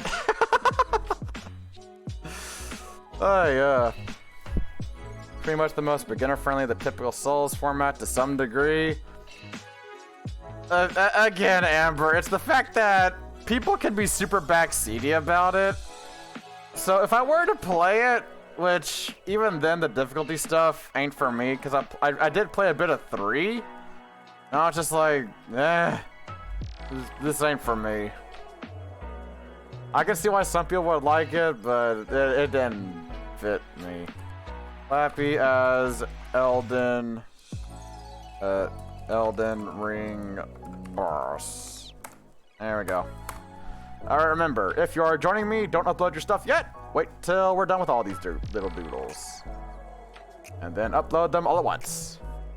Just saying, I gotcha. But yeah, it's a combination of difficulty not being for me. Yes, I'm a scrub, herky dirk, whatever. Hurt my feelings, why don't you? And the fact that, honestly, the community can be super backseaty. Clappy, but as a boss from Elden Ring. There we go. Alright, that one's done. Next up, we got Clappy as a pirate. Yarr. This will be a fun one to do, actually. So, Clappy as a pirate, huh? Alright. Alright, I got an idea. So, 5 minutes on Le Timer. 3, 2, 1, go! Alright, so it'll be very simple. Hi, Jen, good to see you. How you doing? Hopefully you're having yourself a wonderful day. You got me at the end of stream doing the doipy doodles. Hopefully you're doing well. You're sick? Oh, shit, I'm sorry to hear that. Well, I hope you make a speedy recovery. This is the wrong breast size, son of a bitch. There we go. Well, that wasted a few seconds. I should stop trying to do fucking full bodies. Just cheer for some goofy doodles? Hell yeah! Well, dude, please relax and enjoy yourself here. I don't know how the fuck to draw this thing. I'm just gonna do this. I don't know how to draw this fucking hat. Whatever, I'm just gonna put it like right here. There we go, there's a hat. Get that selected and... There we go, that works. Merge that down. I can't draw a skull to save my life, so... shit. Well, that kind of works, I guess.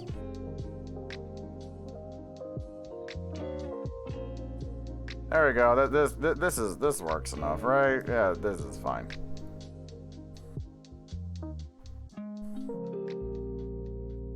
There we go. That works. Okay, so the eye on the right has... Let me do this, actually. Lip. There we go. I'm gonna do it like this, actually. Because I want the eye patch to go over the gear eye as well, actually. Okay, so I'll just put the eye like... There we go. Oh god, okay. Let's start with the gear eye and then add the eye patch on top of that. I'm excited to see what people will come up with for their own derpy doodles if they are joining tonight. Well, Chips is always in for these, so...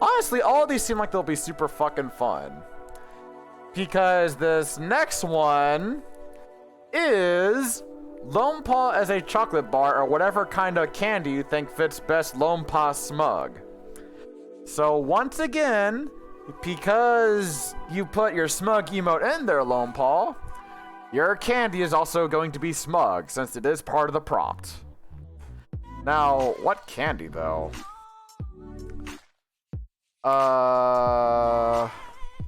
That's a very good question. Oh. Oh god, I got a fucked up one. And this will be the final 5-minute one. Alright. 5 minutes. Here we go. 3, 2, 1, go. Okay, if y'all can guess what the fuck I'm doing here. Oh man, this is gonna be... Y'all are fucking legendary. Alright, let's get this... Ah! Let's get this going first, and then we'll have this like over here or whatever. Do that. Let me get this. No, you're not a fucking sled, Lone Paw, you're a candy. It's your fucking prompt. I'm gonna stick to the prompt. I'm not making you a sled, damn it. Come on, buddy. Who do you think I am? Disrespectful? I mean, I am, but I try to be funny about it at least. Ah, that's a good guess, and I can see why you think that, but no, that's not it. That is not it, indeed. Okay. Rotate the shit, but there we go. Okay, Lone Paw, put your Smug emote in again, please. I need references. Put your Smug emote in. You made it part of the prompt, so I need it. Alright, cool, thank you. Okay. Alright. Let's get these going on here. There we go.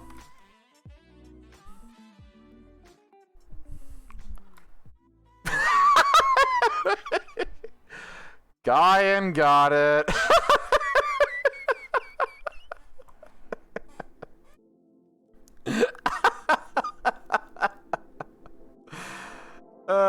Guyan got it. Yeah, I'll go with fucking fruit roll up.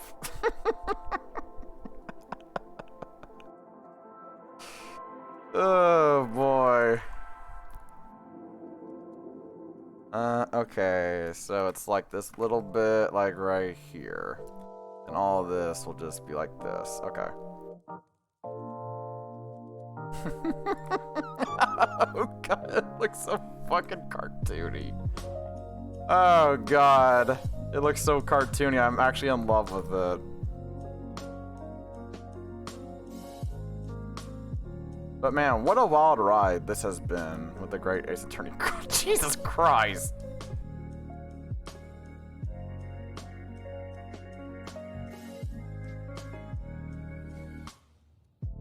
Oh god, this is so fucking cursed. This is so fucking cursed. Oh my god, this is absolutely beyond cursed. Oh my god. Oh my god. Oh no. Wait, how the fuck does this all fit in? Oh wait, this bottom part though. It'd probably be more something like this, I think. Yeah, there we go. Oh my god. Oh my god.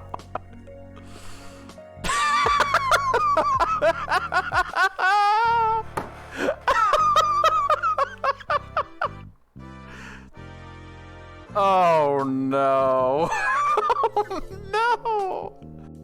Oh wait, what the fuck does it look like when it's normal? Hold on. If I can fucking get this shit figured out. Okay. Flip vertical. No. Image flip vertical.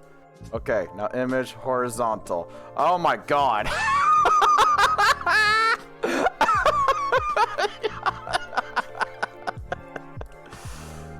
Oh, I am not proud of the sins I am committing today. Boy. Alright, let's make this fun and get your fucking little saber colors here and oh boy. Oh boy. And then we're gonna grab this color right here. And then select here and this as well. And then boop, and then this will just be like whoop, because you're gonna be like a double like flavored thing, you know? So oh my god, this is so fucked. Oh my back, shit. Oh my god. Oh my god. Oh god, alright, let's just get this. There's your nose.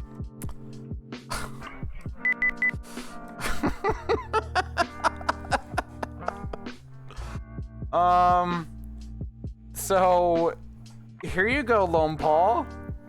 This is you drawn as a candy that I thought fit best. And I figured fruit roll-up was the perfect fit. Well done, Guyan, for getting the thing. Holy shit.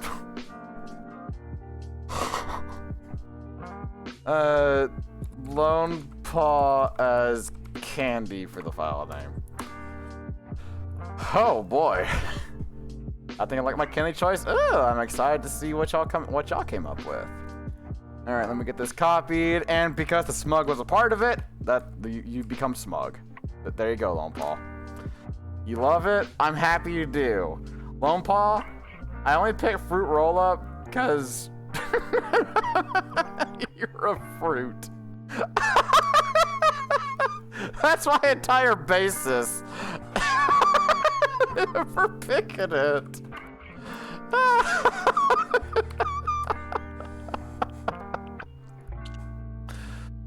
Oh boy.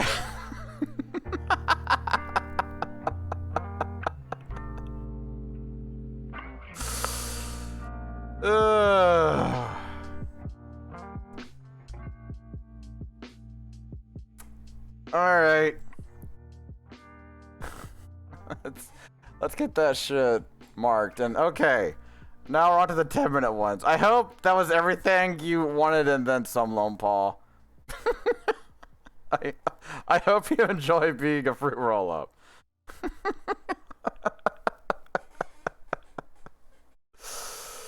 Oh boy, this exists on the internet now. All right, next one. Very much so, I'm happy. The next prompt is Kuro would be fruit again. Oh yeah. If y'all ain't already, go check out the fruit Lone Paw over at his channel. He's a good lad. He does good games and he's entertaining. He also speed. So go over there and follow him if you ain't already. And if you are, well, good, you're ahead of the pack. Support him. Yeah, like that. Alright, so Kuro's sending Al to horny jail. Alright. Sure, I got 10 minutes. Yeah, I do. Alright. So, the pack of fruit.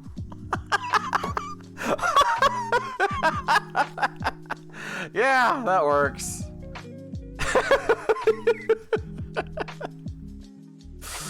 Oh my god, Lone Paw. You can call your community that. Like the fruit roll-up branch. Oh my god!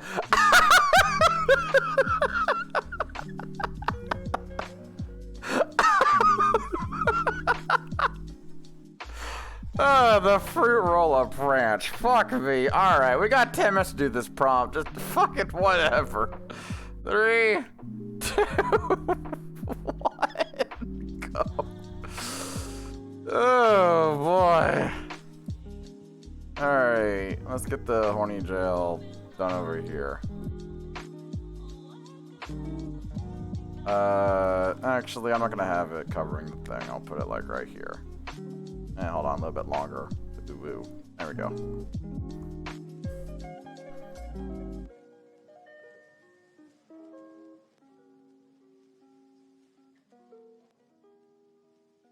I just have a funny idea with this.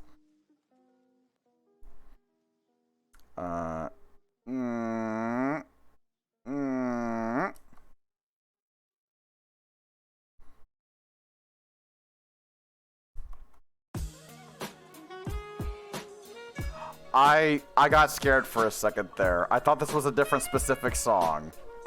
It scared me.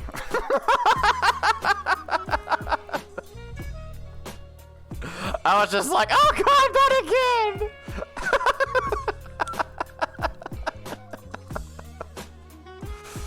Oh, fucking hell.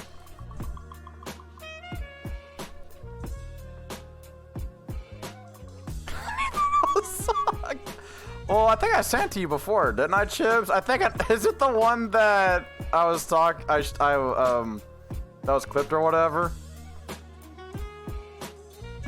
Or wait, no, I think I might have linked it. I think. I don't remember. But let me add this now. This fucking graffiti. I'm gonna do like right here. I forgot the link. Okay, I can resend it to you. Just remind me after stream.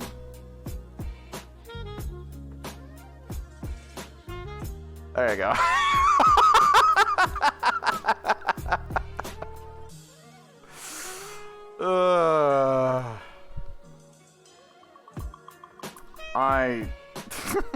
For fuck's sake.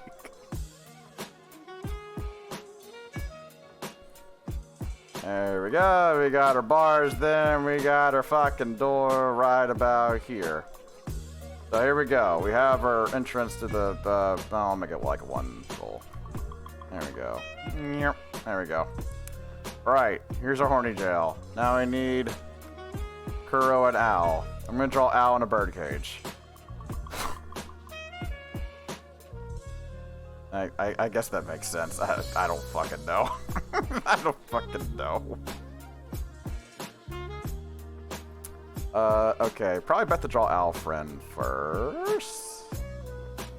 Let me do it on a different layer, actually. So this is the layer that has... Well, actually, no. I'll draw Al first. I do need... shit. I think it goes like this. The little resty... The little resty thing for the cage. I don't know. I don't know what the fuck it's called. Don't judge me. Alright, I'm gonna draw a little owl right here.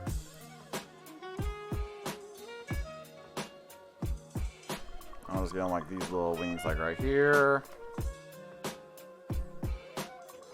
There we go. Alright. I'm gonna have to simplify Owl a lot for this. For the sake of the size and all this and everything. Do that. Like, this probably isn't gonna look like Owl too much, but fuck it, whatever. He got big wings. He do. I'll do like these little feetsies here. There we go. And, oh boy, here we go.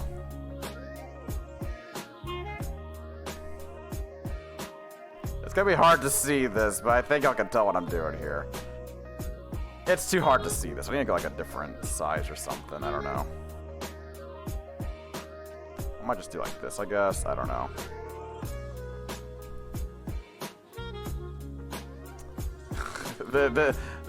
Oh boy. This is looking messy. Fuck it, whatever. There we go, there's his tongue. It looks like he's laughing, god damn it. Okay, yeah, so now, I can do this. I'll just draw two for the sake of ease. I'll go on each side of this. There we go. There we go. Alright, we have ourselves the fucking cage. I should probably move this a bit closer to over here, actually. Don't worry, Alfred, you're gonna be back in your cage soon. Just hold on a second. Whoop, there we go. Ah, the wonders of layers. You'll love to see it. Layers, ah, so good. All right, now I gotta draw Kuro.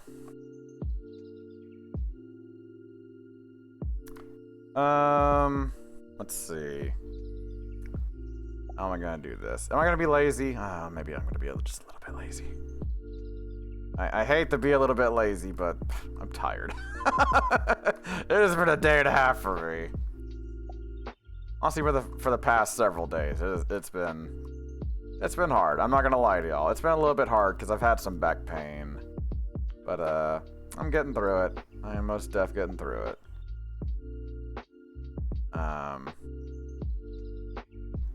And honestly, I wasn't sure if I would be streaming today, because I wanted to see how my back was doing first before, like, saying, like, if I needed to call stream off, I super would. But thankfully, it really wasn't. It was fine. It was fine, thankfully. And yeah, there's the ear there. I need his big fucking mane to go there. There we go. I can work with that. Yeah, all right. Let's get colors.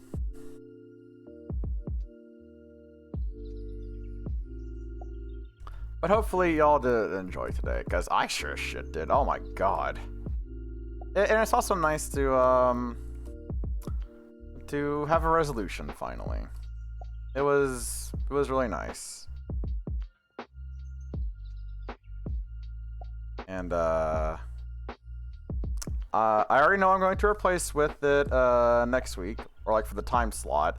It's gonna be weird this and next week as far as the scheduling, because Sunset Overdrive is going to be this Saturday, but it's gonna be on Thursdays next week, because the game that I'm gonna put on the next Saturday is going to be a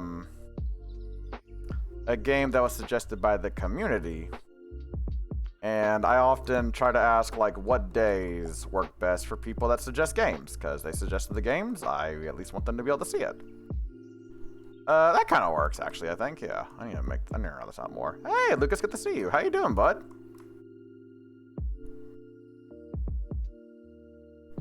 There we go. That's kind of like Sir's like little scared emote he did for Kuro. I'm proud of this, actually. I did reference it to sort of go with this. Yeah, Lucas, how you doing, dude? Good to see you. I hope you're doing well today. Okay, let me just get this. Did you finish Ori tonight, too? Finish Ori tonight. What? I finished it last weekend. Or last week. Yeah, Ori is done so. I did go ahead and complete the entire game, or finish the game, last time. It was fun. It was fun. All good, Lucas. All good. Let me just tired moth brain. That's all good. You can relax here now. Enjoy the sweet, chill tunes and some semi-late night art, I suppose. I can't draw roses to save my fucking life, so I'm just gonna fucking... I'm gonna be lazy again. There we go. Okay, but how is Kuro carrying this owl? I haven't established that yet. I'll do it like this, I guess. Shit, I didn't think this through. A line coming off screen. Was watching Lightyear over in Swizzle's Discord. All good, all good. I hope you had a fun time. Alright, let me grab this guy there here. I guess I can just fucking... Well, I can do this, actually. I'll not be lazy. Burp, burp, burp, burp. There we go. Up and burp. But yeah, hopefully you enjoyed yourself, Lucas, and enjoyed watching Lightyear. Anyways, here's Kuro sending out a horny jail. There it is. Also, the little OO right here. Oh my god. It's a good movie? Well, good. I'm happy you had a fun time with it. It's been hard for me to want to watch movies, honestly. I don't know what it is. I just don't have the attention span, I suppose. But, oh well.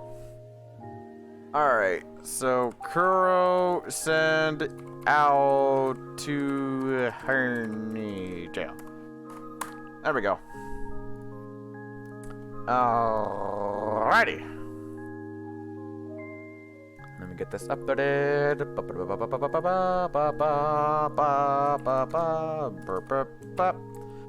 Sending out to Horny Jail. There it goes into the Discord. Alright, oh boy, this is gonna be a fun one. This is going to be a fun one. Because this next prompt is Clappy with arm and or leg warmers. Oh god.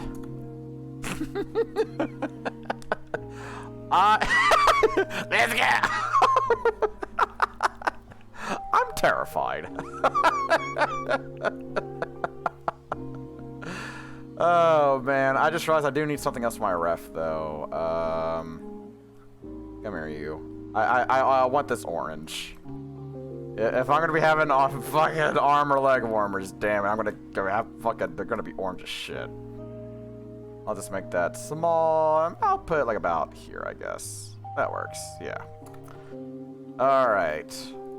So actually, there is a pose that I'm gonna try to do for this that I actually do want from an art piece at some point. I don't know when exactly I'll be getting it because I have so many things I need to commission first. There's a certain stream-related banner thingy that I want to get from a certain someone for a series that's upcoming. There are some new emotes that I want to get. I just need to plot out fully what all I want. And there is another piece as well that I do want to get that I won't talk about now. All right. So, fucking clap you with arm and or leg warmers. 10 minutes. Here we go. 3, 2, 1, go. All right. All right. Let's start with this.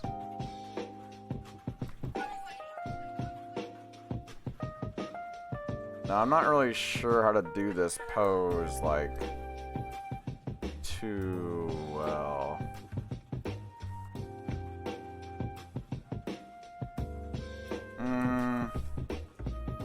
Guess it'd probably be like this? No. I'll go this way, fuck it. I can't draw the fucking pose that I want to do, like, fully.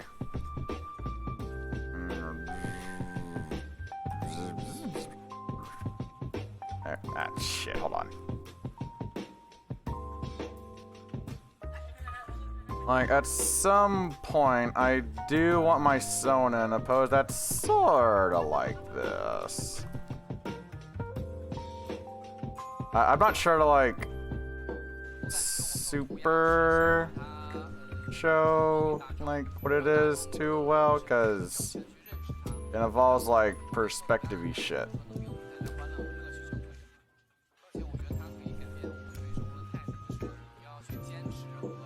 I'm not too good at that, but anyway, if it's like this.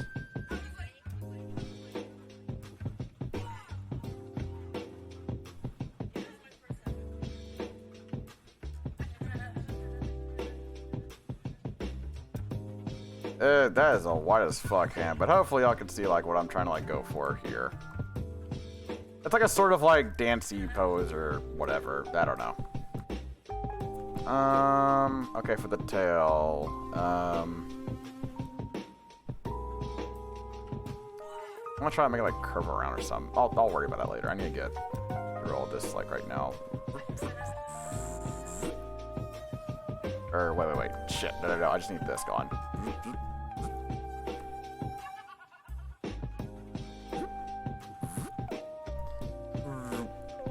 See, if you make the noises, you do art good. Let's get the hair layer over here.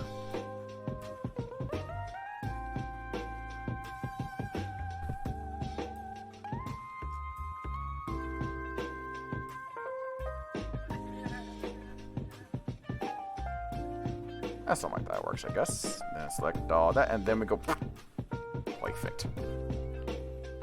I can sort of do. I can cheat just a little bit, and do this as well because I still have my layers and such. Like, I'm trying to remember where I saw this pose from. Like, I legit don't remember. Fuck, where did I see this pose from, actually? Warg. I don't remember, actually. There we go. Alright. Merge this down. I feel like this might have been something from Io, I think? Maybe. He's really good at these like little action-y poses. Maybe it was like from a Io thing that he did. I don't know.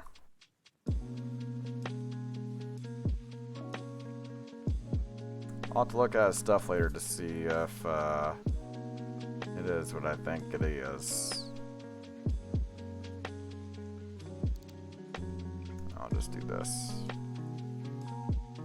Not sure what to do for the eye on this one, honestly. I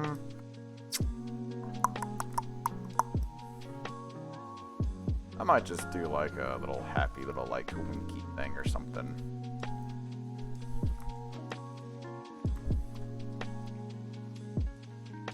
Yeah, like a little happy expression. Why the fuck not? A little happy winky expression. Oh my god. Oh, Clappy, stop it. What the fuck, Clappy? Stop this shit. This is too much. Oh god. Oh Jesus. Oh no. Oh my god, my heart. Oh, this is turning out better than I thought. I still gotta add the fucking warmers though. Shit. I'll just do it fucking like, I don't know. Like here. Here we go, yeah. Little, just a barely above the... There we go, something like that, I guess, yeah.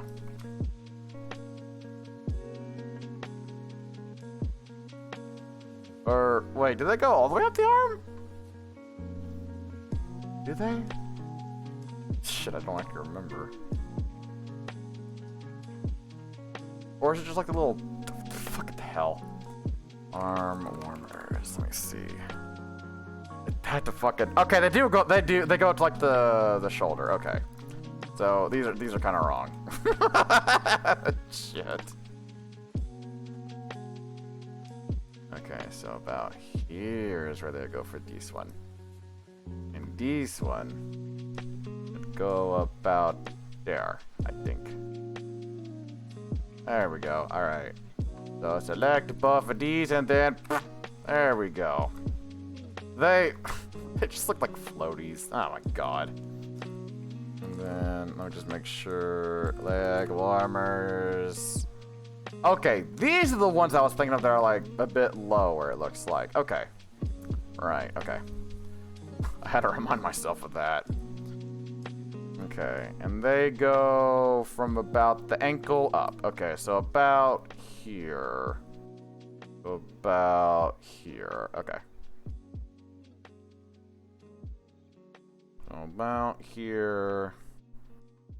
Maybe about here. Okay, yeah, this is correct. I feel good about this. There we go. Anyways, there's this. This is super fucking adorable. Oh my god. My heart was not ready for me coming up with this shit. What the fuck, Chibs? How dare you? How fucking dare you?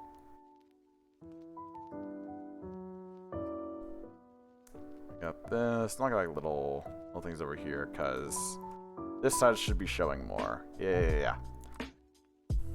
Fuck, I still gotta work out the tail and what I'm gonna do with it, actually. Shit! I need to decide on that.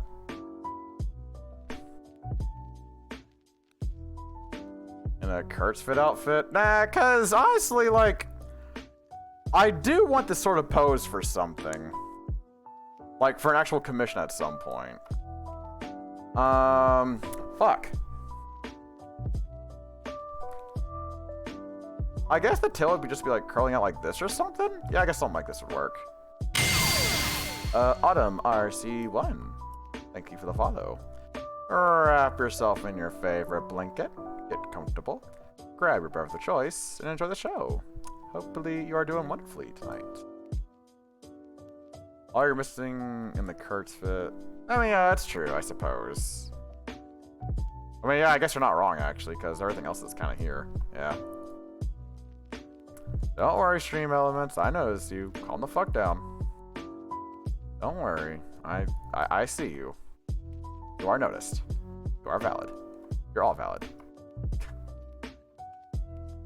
There we go. Oh my god! Oh, right. I gotta get the other markings here, actually. So, little toesies.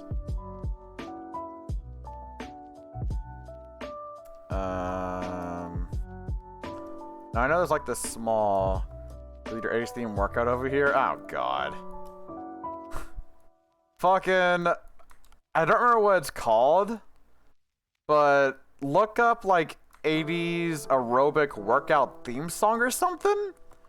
And my god, that is the catchiest shit. It's kind of astounding how catchy it is. Oh my god, it's a certified actual banger. I don't remember what it's called. I think it's called like League of Champions or something like that. No, not Hypa. Not that one.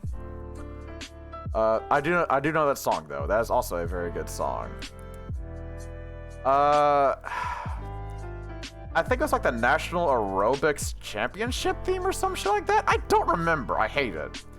I hate that I don't remember. But fuck, it was really catchy. Shit! Disco Banjo? I don't think that's what it was. Hold on, I'm not gonna play, but let me look it up on YouTube real quick. Let me see. Let me see.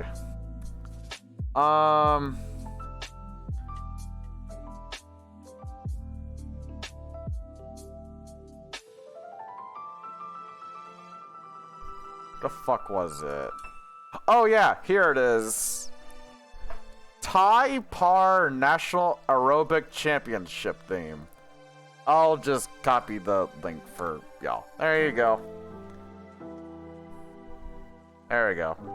Yeah, that fucking thing. That's the one I'm talking about. Alright, anyways, this is done. This is super cool. I dig it. Alright, what is this?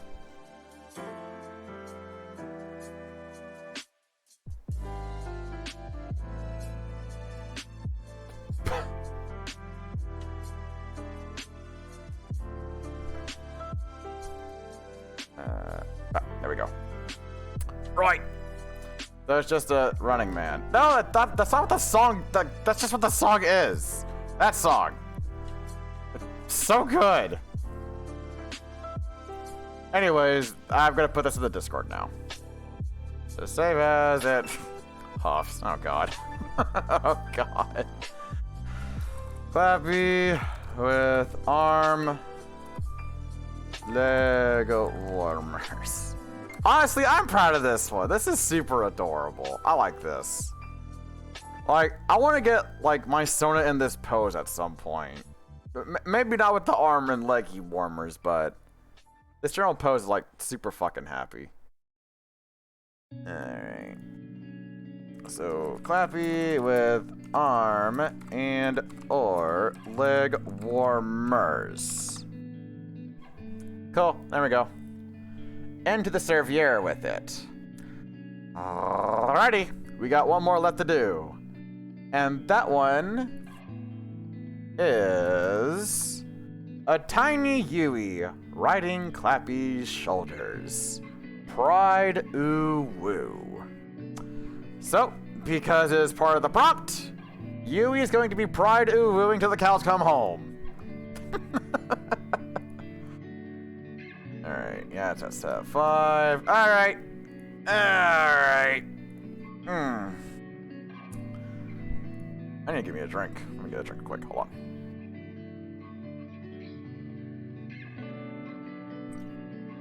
Alright. Alrighty. 10 minutes on this timer. A tiny Yui riding Clappy's shoulders. Pride ooh woo. 3, 2, 1, go. Alright. So, a tiny Yui. Okay, I'm just gonna make myself like giant then, I guess. So maybe have like the head be like all over in this business.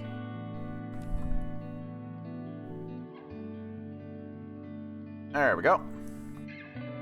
Then I'll have like this going on here for the shoulders. And a tiny Yui, huh? Alright, how am I gonna do this? Maybe. Oh, I got the idea. Hold on. Let me see if I can do this.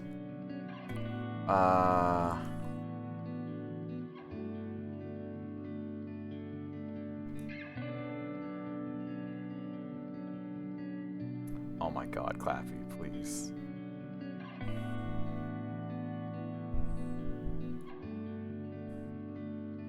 Okay, and the hoodie just sort of comes up like this, I guess.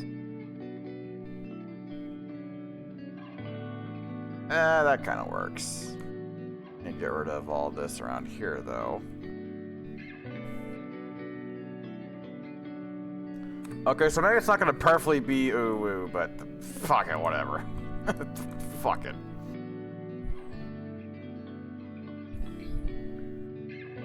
I can make the face ooh-woo. I can still do that. Yeah.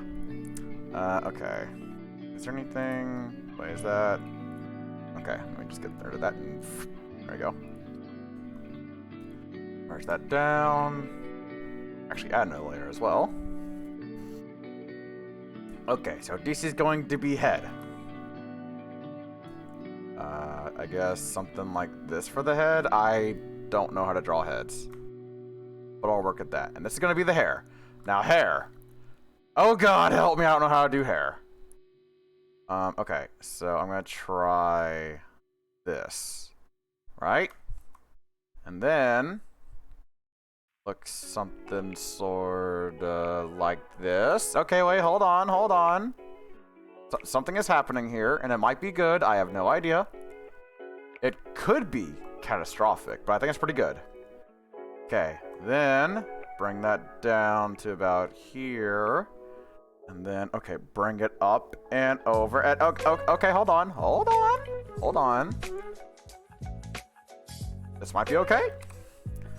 Okay, I need to adjust this some. But I think this is looking pretty alright. On this layer, I need to adjust. So maybe bring this in a little bit.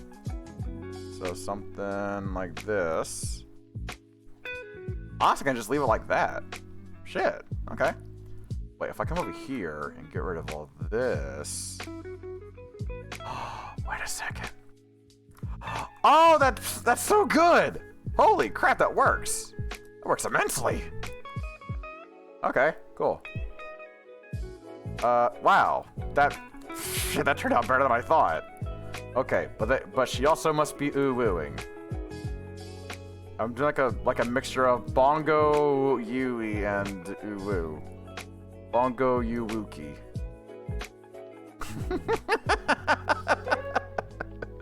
Yeah, fuck it, alright.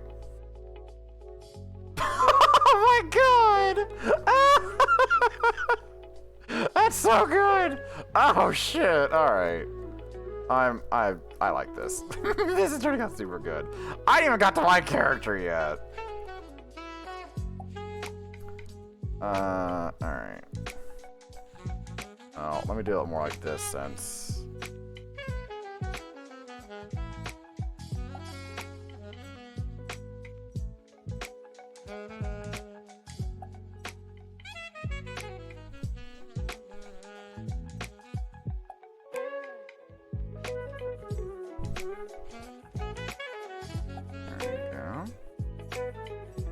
Hey, look at that. That kind of works out-ish. I think the hair might be a bit too tall, I guess, but I'll take it, whatever. And that'll be a little happy expression. A little happy expression. Oh, that's all that. Oh, shit, okay. Immerse that down. I'll go ahead and just keep doing this method. This works out for me.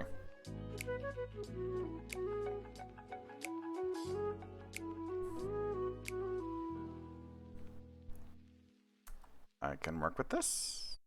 Yes, because if I go to here and select this, and then, yeah, there we go. Perfect. I won't lie. My methods are getting a bit better when it comes to doing these. Oh god, I'm improving. Actually help me, chat. I'm improving. Alright, there's definitely no denying that the improvement is happening. I can deny it no longer. I'm improving. There we go. And like a little happy face, guys. It's my friend Yui on my shoulders. I'll try to make him more like he's looking at Yui. Maybe something like that. Aww, this is pretty adorable. This is super adorable. Aww. Oh my god. Oh, shit, my heart. Why the fuck am I doing this to myself? Damn it. Alright, this is pretty adorable. Yui, I hope you like this one, because shit, I do. Oh man, I really like how this one's starting out. Don't mind this. There we go. Okay, but now I need to go to here and select all of this. So go to here and there we go. So there's like no overlap with the lines and such there. Yeah.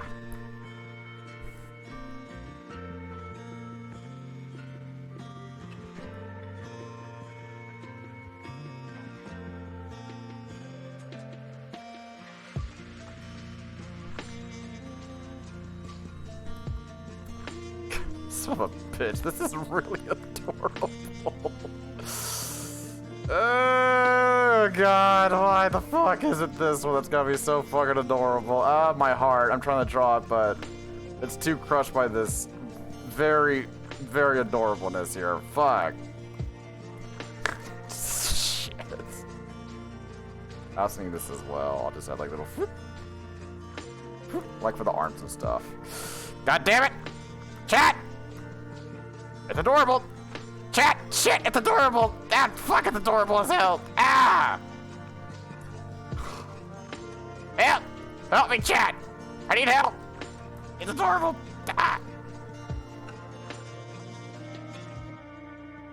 There is no help for me here. Oh shit, I need to select over here. Boop. And get that. There we go. Ah! Help me. It hurts. It's too adorable. Get this gray. And there. I need to get over there with the skin tone as well. There we go. Where else? Nah. That's good. Boop. Boop, boop, boop, boop. There we go. Get this section here for the skin color.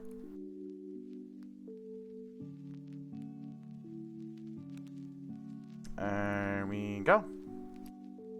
And then your color go burr. Like this and that. There we go. Bup, bup, up. Alright, cool. Now we get this color right here. Very nice. Very nice. Alright, there's me. Now let's get Yui. I gotta get Yui colored in. Let's do that real quick. Alright, let's get the hoodie. There we go. I bet Yui's gonna like this a lot. I think she will. Alright, there we go. Select face region. And doot. And now for hair color. Man, she has such pretty hair. What the fuck? I like her hair. Such good hair. Oh god! Ah, look how cute this shit is! What the fuck? Alright, hold on. I'm gonna try to get like little hands here as well, because I think I still have time. I'll try this. Oh god! And this. Let me come over to here. Get the color there, and...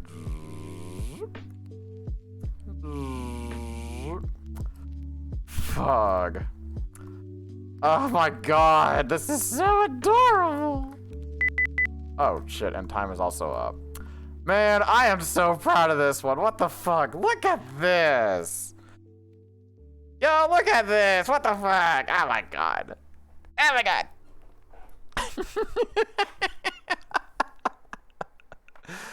Oh. My heart. Fucking he. I know, Chips! It's so adorable. Tiny Yui on Clappy's shoulders. Fuck. Oh, I'm so proud of this one. Alright, if you join for Derpy Doodles, that is the last one for tonight, so submit your doodles now. And I'll bring them up on stream and give them each their 30 seconds of fame. Hey, hey, hey, hey, hey. Alright, there we go. Alright, I see it lighting up. Okay.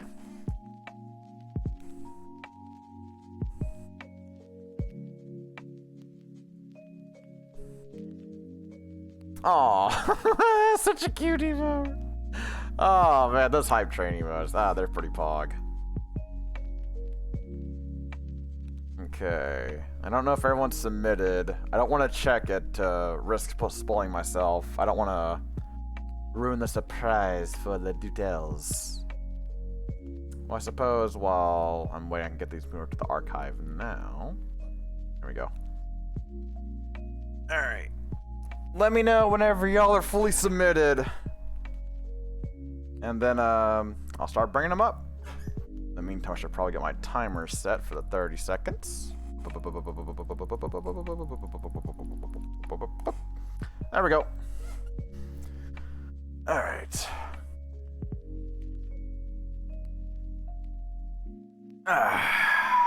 Wawa is all gone. Wawa is all gone.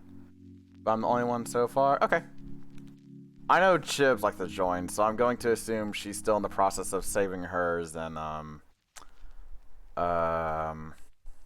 getting them uploaded. Okay. Now I don't know if that's everything. Did anyone else join aside from Guine and Chibs? Say so in the chat now. If not, I'm going to assume that it's those two. Oh god, I'm terrified by what you. I'm terrified by what you did, especially for the leg warmers. Oh god. Alright, I'm gonna do a timer for 30 seconds, and I'm going to let it ride. Well, actually, no, like, yeah, 30 seconds, fuck it, why not? I'm gonna let it ride, and if no one says anything in chat, I'm going to assume it's Guine and Chibs. Which is still super fine, but I want to make sure that everyone that did join did the thing. Alright, scrolling down to the last one, which was the Clappy Ori. God. That came out so fucking adorable, Chips. What the fuck? Okay, I assume no one else joined, so let's start. The first one I see is Guyan. Alright. What do you have for us? This one should be okay, Clappy, but as a boss from Elden Ring. Okay. Let's see what you got for us. Aww.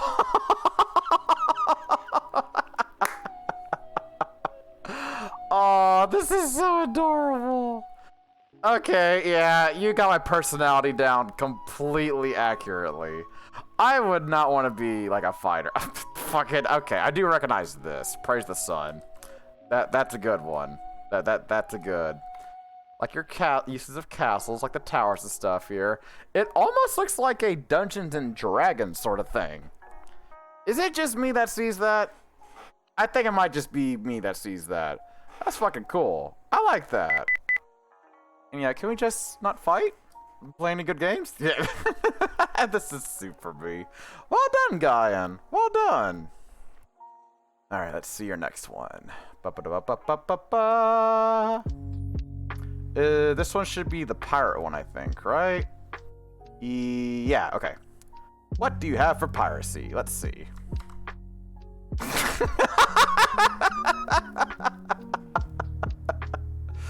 Alright, you know what?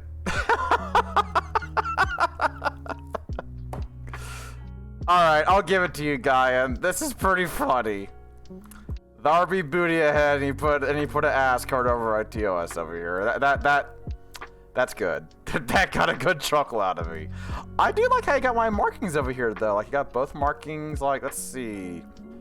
Yeah, it's pretty accurate. This is pretty, for the most part, accurate. I like this. Like, I'll assume the time got you, like, over here and stuff, but I gotta say, like, I mean, Guyan, this was a 5-minute one. And the markings are there. Like, you're still getting better, Guyan. You're getting better. And fucking this makes me laugh. Like, you're getting good at making me laugh as well as improving in art in general. So, like, keep it up. Keep it up. Alright, this one should be... What is this one? Oh, Lone Paw is a chocolate bar, or whatever kind of candy you think fits best. Lone Paw Smug. Okay. So, what do you got for this one?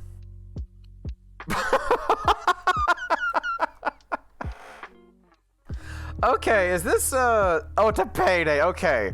I was about to say either that or, Babe Ruth. Oh, that's so good. I gotta say, like, again, the detailing you do with this is pretty awesome. Like, I can see, like, all the nuts and everything that's, like, all around here and stuff. And, like, the chocolatey or whatever. This is so fucking cool. I also love his helmet here. The helmet is really good. You even got his fucking Beat Sabers in here. You didn't need to go this hard on making him into a candy bar, but my god, you did. Or granola bar now? Oh man, one of those with like the chocolate one. Oh my god, I would kill for one of those right now. Cap is necessary. Yeah, it is. Well done, Guyan. I'm loving your duels so far. Like, I'm adoring these. Okay, so this one's a 10-minute one. Okay, so next one should be... Oh god, this is Kuro sending out a horny gel. Alright. Oh god, alright, let's see.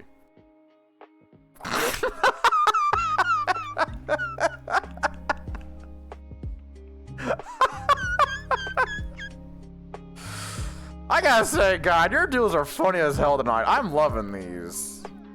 Oh my god. Cage. Kinky. Poor Kuro is trying to process what the fuck to do. Oh no, he's blue screening. Oh man, I do like this little detail of the blue screen over here as well, though. I dig it. Kuro's looking despair. No, Kuro, no. It's gonna be alright. I love that no matter what the fuck you write for Alfriend, I can always hear it in his voice. Always. I always hear it without fail. Son of a bitch. And yeah, the blue screen. It's an excellent touch. Ah! Let it be known that Kuro Yukin is confirmed cute, regardless of what he says. Don't look at me like that.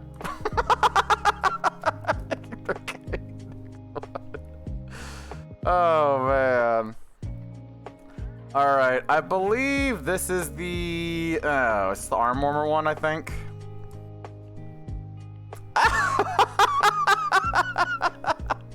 Oh man, look at this. This is adorable. Oh. Alright. And doop. Alright. And you hold the pose until you feel a crunch. That's not a good sound.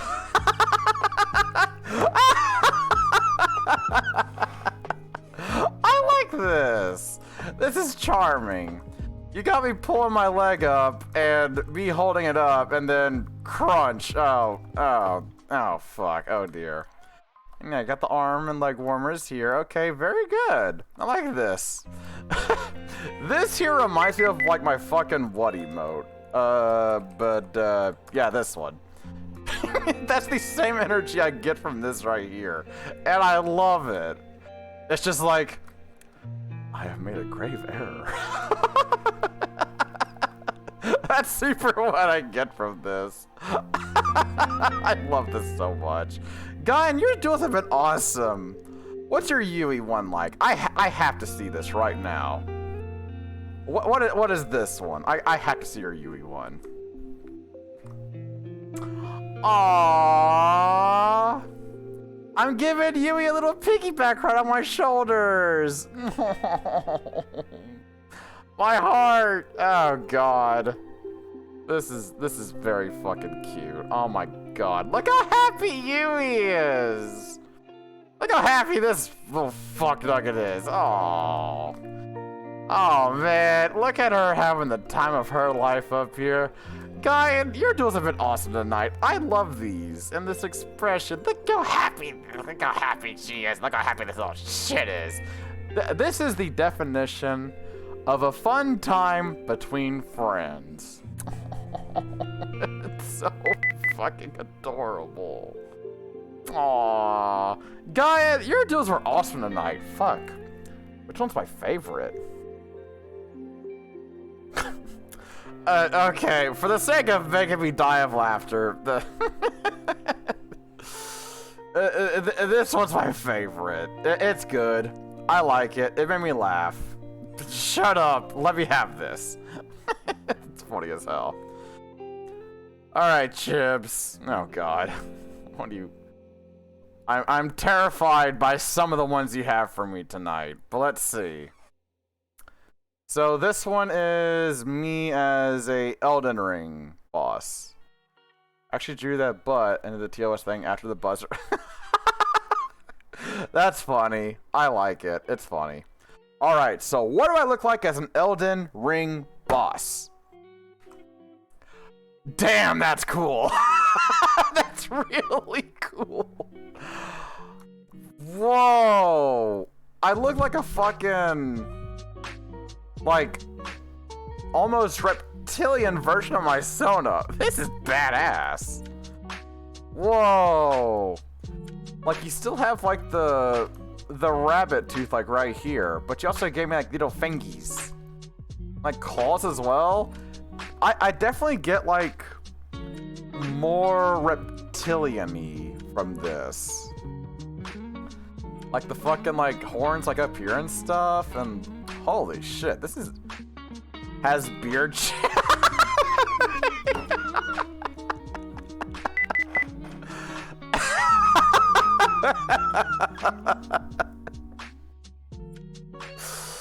I don't know why that comment of has beard chin got me. It's just because I have a fucking beard and you put all this over here. Alright, that's funny. Am I a bearded dragon in this one? Is that where you went with this? Fuck, this is cool as hell.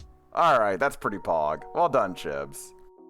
What's the next one? This one is... what is this one, actually? This one should be as a pirate. A pirate, huh? What have you got for me? Is this gonna be another fucking booty joke? Let's see. What the fuck? Oh my god! Oh, what the fuck? Okay. I'm a mouse with an eye patch, and there's a pie rat. Oh my fucking god. Pie rat. Fuck's sake.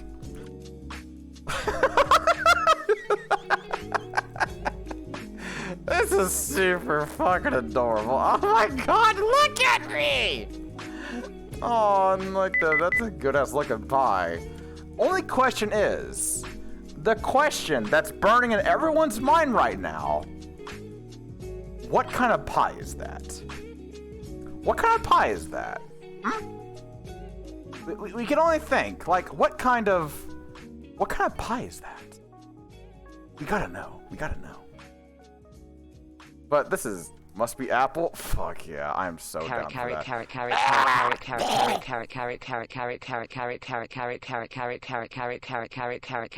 This response is incorrect. Cream. Lone Paw, let's not go there. Please. Alright. This one's the third one. Okay, so this one should be Lone Paw as a candy, or what was it? A chocolate or candy or whatever? Let's see what you got. Oh shit. Oh, it's a fucking this looks like a fucking bear claw. Oh, that's so fucking cool. Whoa. Oh, that's so creative actually. Like, you got his fucking paw and you made it to a bear claw. Oh, that's so fucking cool. I love that. Oh.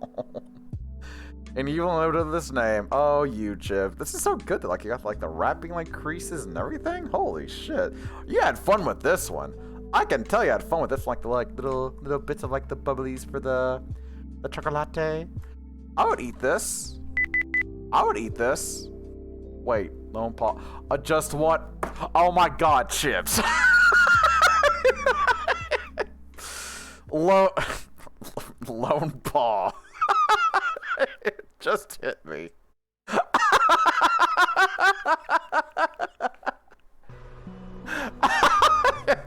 You're having too much fun with these props, Chips. Son of a bitch.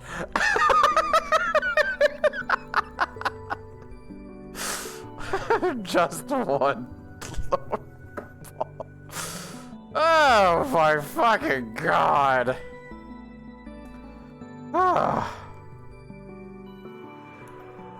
Alright. Fuck's sake. Alright, next one. This one should be... Wait, why can't I copy this? What the fuck? Wait. What the fuck do you mean can't copy image preview? What? What the fuck? I'll just do that then. Yeah, there we go. Okay, copy image. And, okay, what do you got for us?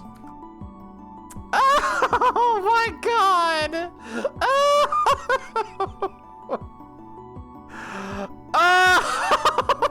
my god!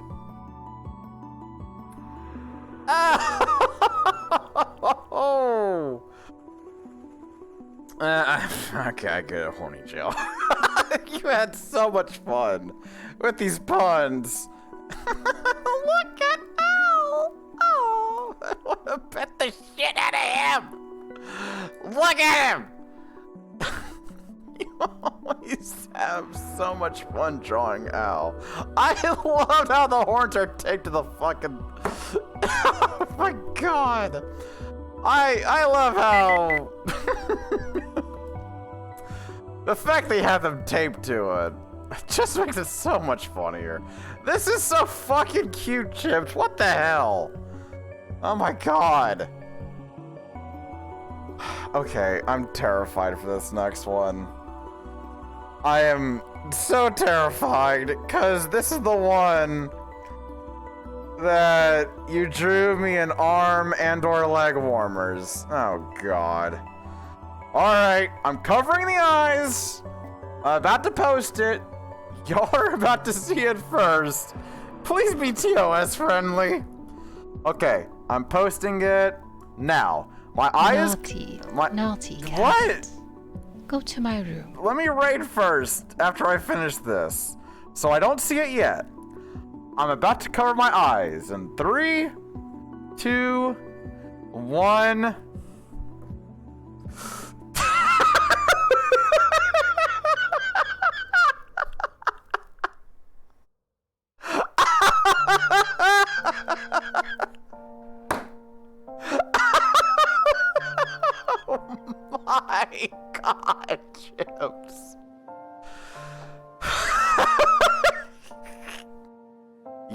had this one planned for a long time, didn't you?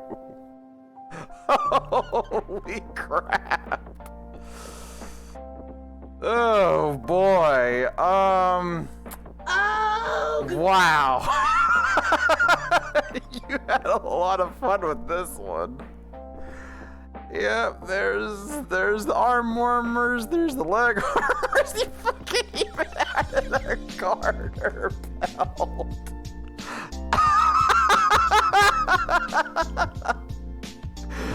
Oh my god, Chips, what the fuck? Okay, next one.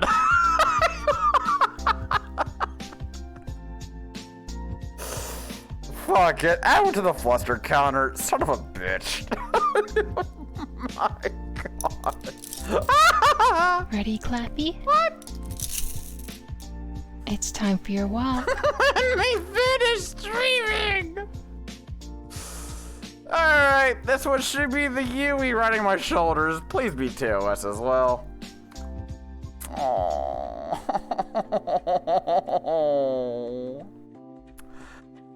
Oh my god, both of y'all did so fucking cute with this one.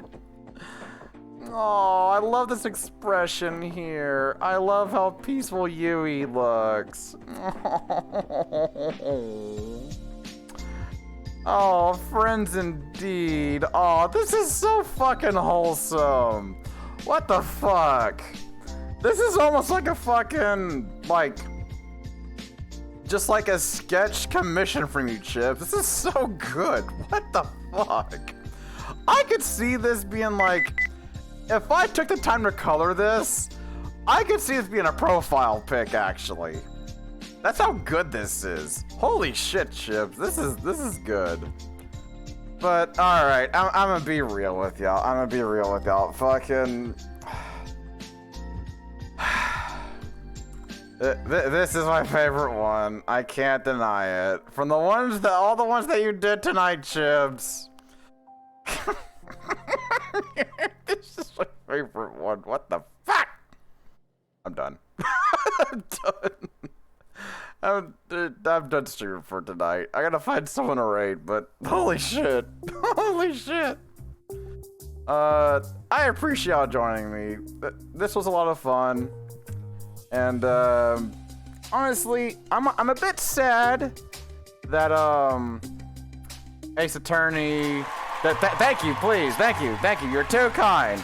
I just simply got to the end of Ace Attorney, and I wouldn't have gotten there without you. Please applaud yourselves, and stuff like that. Abso-fucking-lutely. Hell yeah. Woo. And I sincerely have y'all to thank for me getting this far and stuff. And hopefully y'all enjoyed it as well. I do hope y'all had a fun time as well. Game over, yeah! Yes, indeed. Game over, yeah. Now, y'all know the usual spiel. Fucking, y'all know my socials. Fucking Discord, Twitter, the fucking blah, blah, blah. Y'all know that shit already. And if y'all have not already done so, fucking, I got a link to a feedback form for the stream.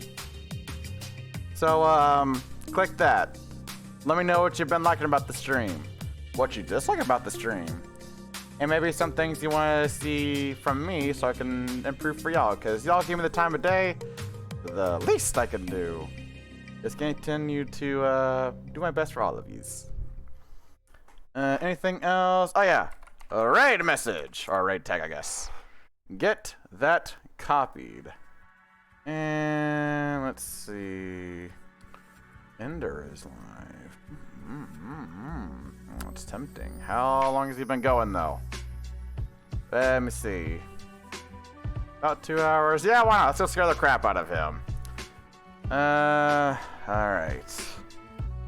Let me get Raid Ender GMI. Alrighty, everyone. Well, that is it for Ace Attorney and for the visual novels for a while, I guess. Always so much fun doing this, and I hope y'all enjoyed. And I'll see y'all around.